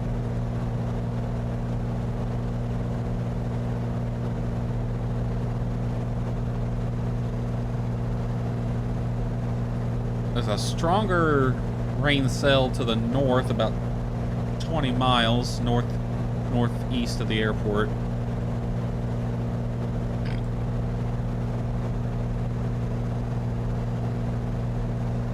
All right, let's start our descent.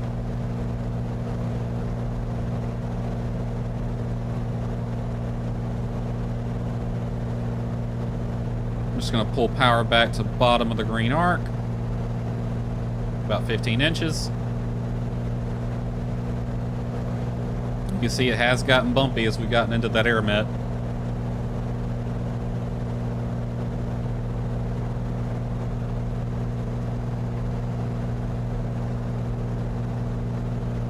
Alright. Let's go ahead and get the latest weather. ASOS, AWOS 119-275.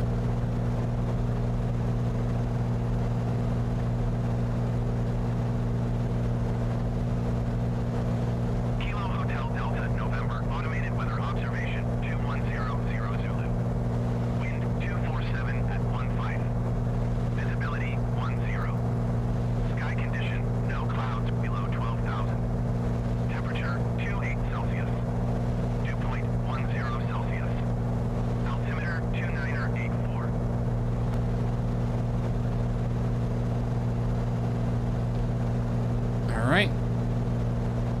The wrong button. 2984 is set. Now, even if that's not accurate to the real world one, I do want to use it because the sim is going to take precedent here because terrain. Yeah, the real world METAR is saying 2998, and we're 2984, so I'm going to use the sim one because terrain is what I'm worried about.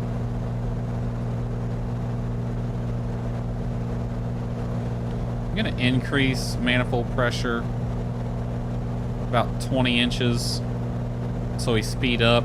We're descending a little fast. I want to get my little banana bar right over that VOR, basically.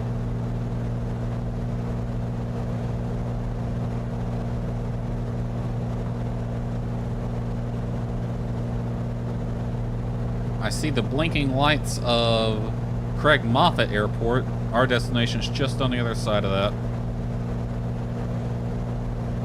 Now, can I load up a visual approach in this airplane? I can. Cool. We're landing runway 28.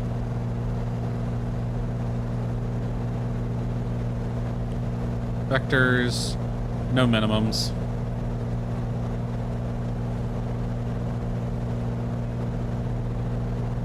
That'll help us out. Now, let me check. Is Yampa Valley, what's 28? Is that a right or a left pattern?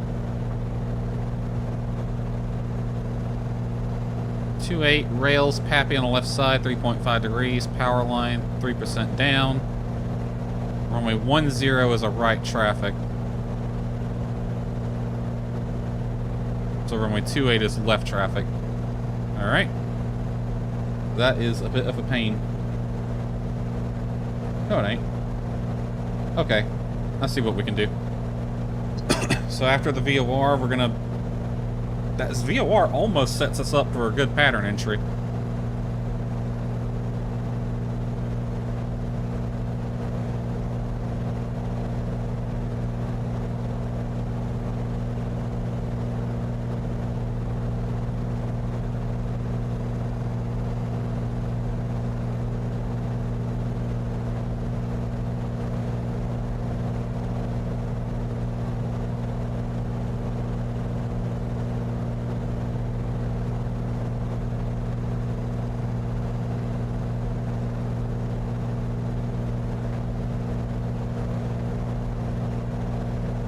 Okay, monitoring global advisory 122.8. Destination advisory 123.0 set in the standby. I'm gonna set COM 2 standby 122.8.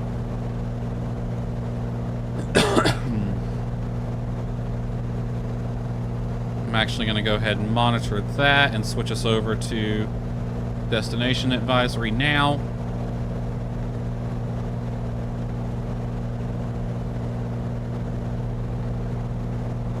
Airfield elevation 6,600. Runway 28 has a minus 0.2 downslope. It's minus 0.2%, so it'll be sloping down. There's also a, what did it say, like a 3.5 glide slope or something like that? 3.3? Fairly steep, basically.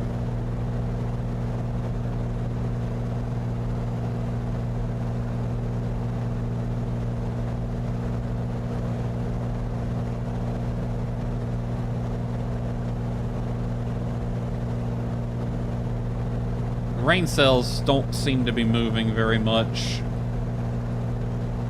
according to the radar image. We should be able to land. There might be some light rain. Really don't know if that's even making it to the ground. Plus, Christ knows if it'll even show up in the sim, so...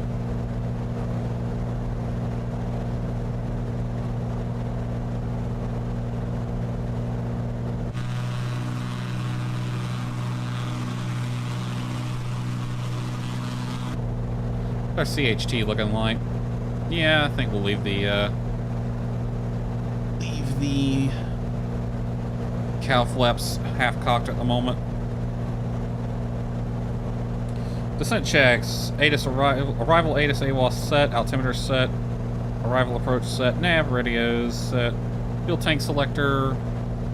Yeah. What's our fuel balance? A little bit more. I'm going to leave it on the left tank for a little bit longer.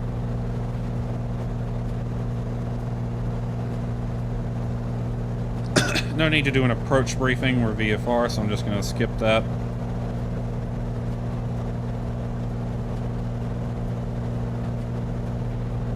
I guess I could do a basic one. Let's see. Notice and notes, none applicable for us for this flight. Approach, we'll be doing the visual 2.8 standard pattern entry from the left. Taxi, we're going to exit to the right. Let me take a look at the 10-9. Exit to the right. FBO is on the southeast side of the airport, so we'll exit right and then turn southeast along taxiway Alpha.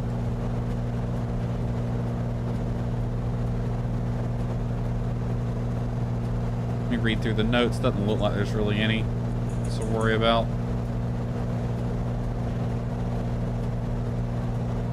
Threats, terrain. It's called Yampa Valley for a reason, and as you can see, there are peaks starting to get higher than us already. We're at 9,700.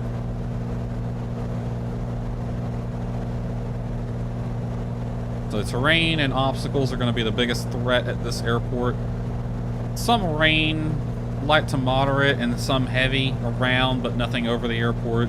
Looks to be moving little, so nothing to really worry about as far as the weather is concerned. Systems, I'll leave the autopilot on until I decide to turn it off, probably once I'm making my pattern entry. Basic approach briefing complete.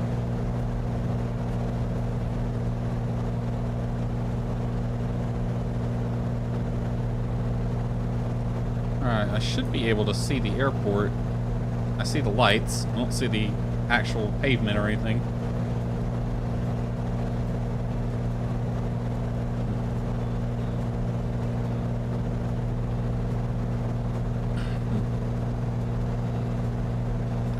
I'm gonna turn a little bit more to the right.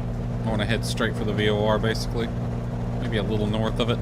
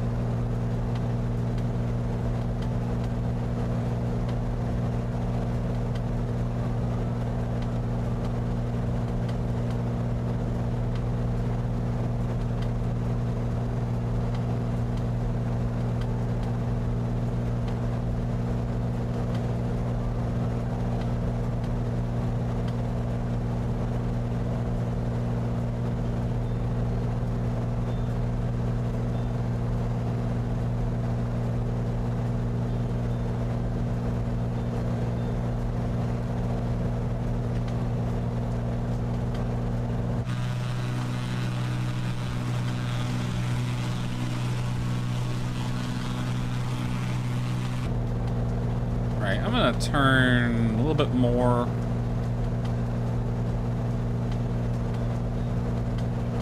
this way.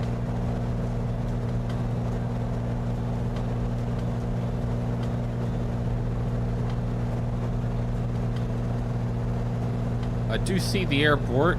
Unfortunately, that's not the runway we want to land on. We have to go around the far side. I'm going to go ahead and make a traffic call, though, about 10 miles away. Yampa Valley traffic, Skyline 5039er Hotel, 10 miles to the west at 8,200, descending 7,600. Going to be maneuvering to make the left pattern entry, runway 28, Yampa Valley.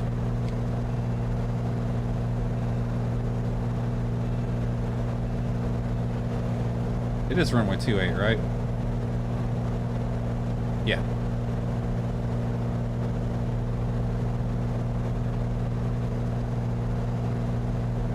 Alright, if there's anyone in chat, I'm not paying attention to you anymore. Sorry.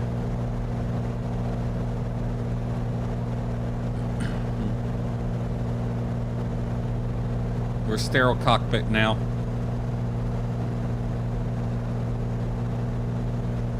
That hill right there is going to be a pain in the butt. We're going to have to keep it tight.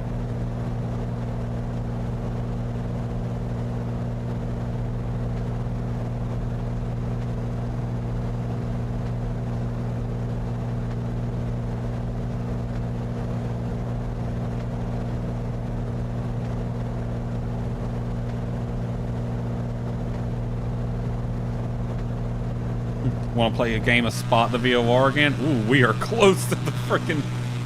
I didn't realize how close we were.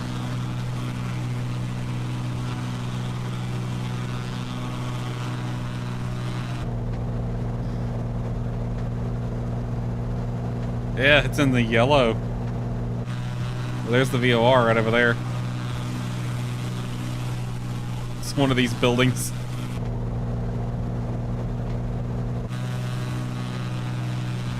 Oh, I think it's that one. It's that little tiny building by itself.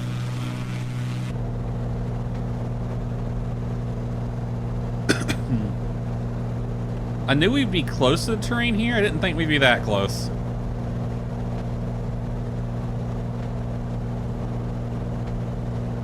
Because we're within 1,000 feet of it. If it's on the yellow like that. Hey, I'm not going to make the standard pattern entry. We're going to go straight to the downwind leg now. Just because I think terrain's going to be a problem.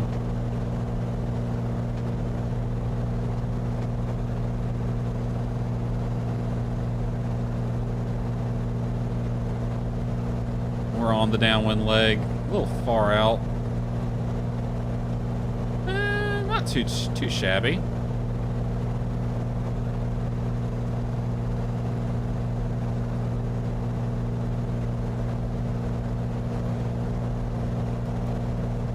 Activate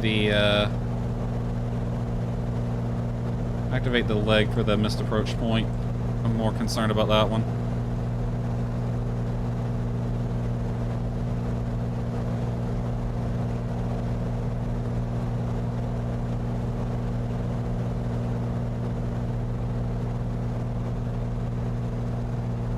Alright, approach checks. Approach briefing complete, mixture to full rich. Propeller, high RPM. Landing lights on. Autopilot I'll leave on for now. Cabin 12 volt on. Oop, shit. Turned that the wrong way. Our 12 volt is off, sorry. Tanks are back to both.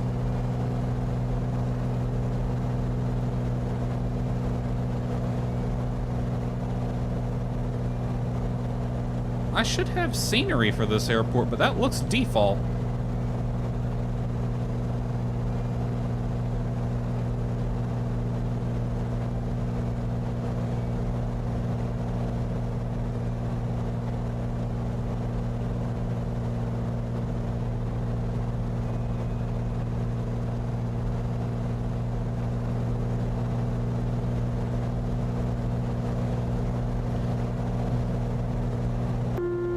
Alright, autopilot off.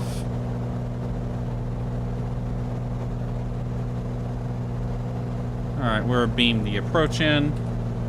Throttle is out. First notch of flaps. Yampa Valley traffic. Skyline 5039 Hotel is left downwind, runway 28, Yampa Valley.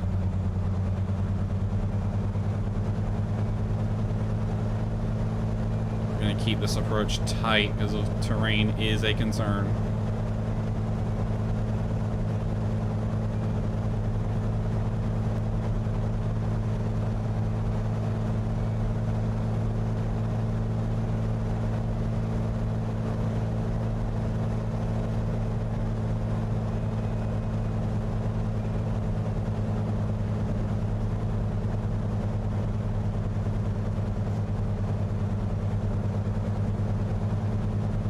Yampa Valley traffic, Skyline 5039 Hotel. Correction, we are on the right base, runway 28, Yampa Valley.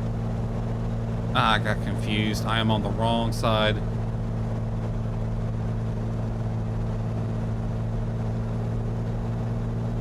Tell it's been a while. I'm a bit rusty on my VFR skills. If I got confused by something as the frickin' pattern direction. We're a little low. I'm going to belay my next notch of flaps. Go ahead and turn final. Flying right over the power line now.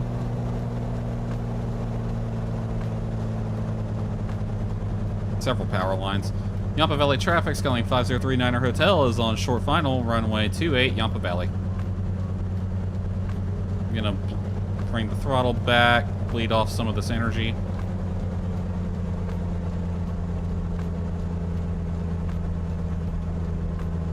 Alright, dump the flaps. Give it a little bit of throttle so I don't descend too rapidly.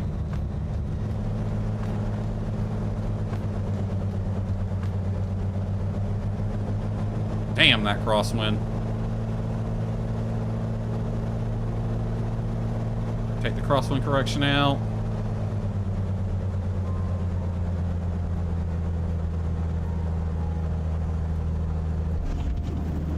Not my best landing.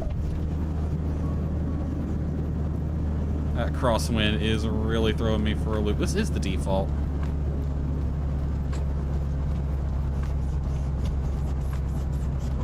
Okay, looks like we exited on Alpha 2.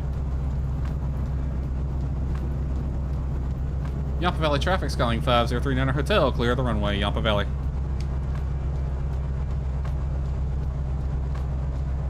Alright, FBO is right over here. After landing checks.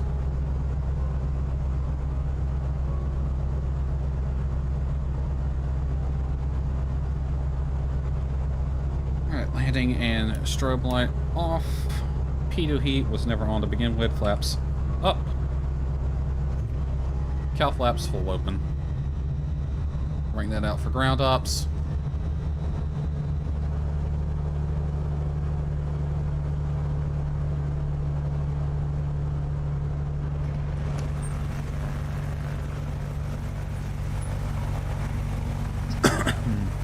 This is the FBO's right here. I don't know why the scenery I'm supposed to have for this airport is not working.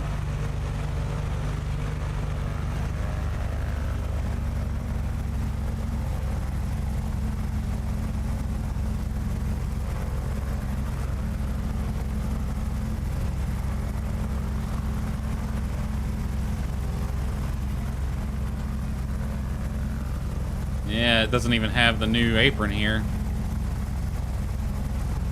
This is technically grass we're on right now.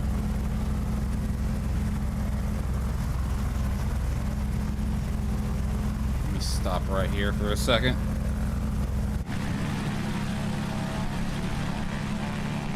Find a place to park, because that's the old GA ramp right there.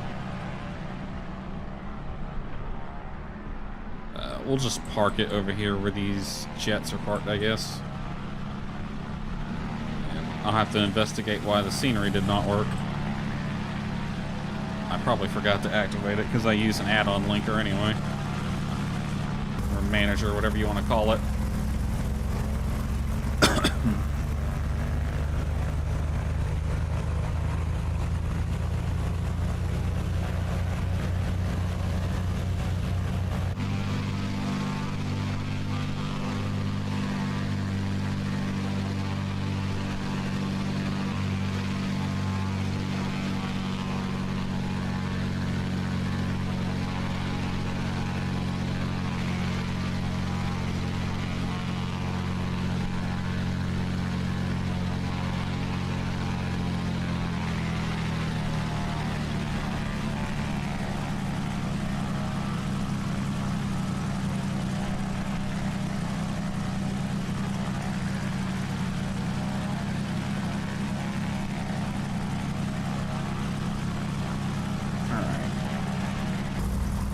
Parking brake set. Taxi light off. Shutdown checks. Parking brake set. Transponder. Use standby. External lights except beacon off. Avionics off. Throttle full idle. Mixture cut off. Wait for the props to stop. Magnetos to off. External lights off. Master. Standby. Fuel selector. Ooh, oxygen. I could have turned that off a long time ago. And cow flaps full closed.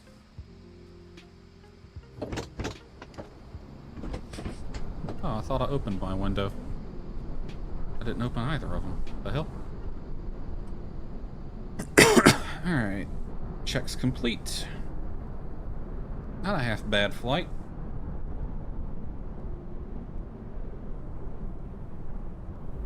I'm gonna disconnect from VATSIM. Just go ahead and do that.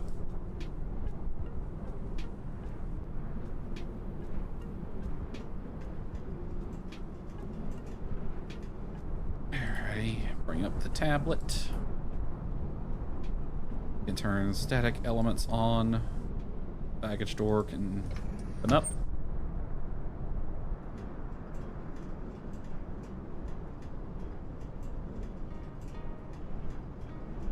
Let's unload everything.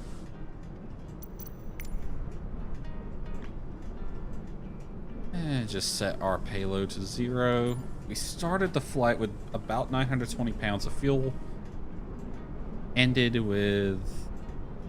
Wait, how much did we start the flight with? Ain't no goddamn way it was that much. 520. 520 pounds. Ended with 395. So we burnt 125 pounds of fuel, which is 20 pounds less than we thought we'd burn. We thought we'd burn 140. Not bad.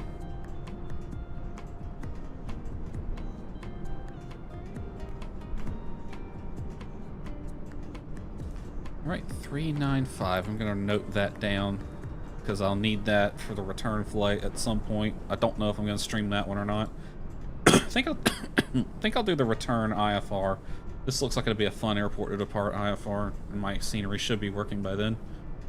If it's not working, then oh well.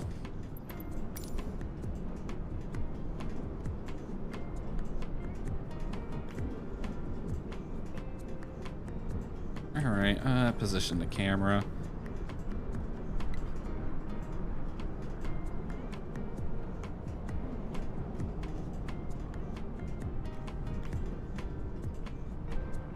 Anyway, that should do it. I got stuff I gotta do, and I'm getting hungry, so that was a nice little impromptu stream slash flight. Good way to kill an hour and a half. Well, 2 hours, 15 minutes. Alright, hope you all enjoyed it. See you next time, everyone.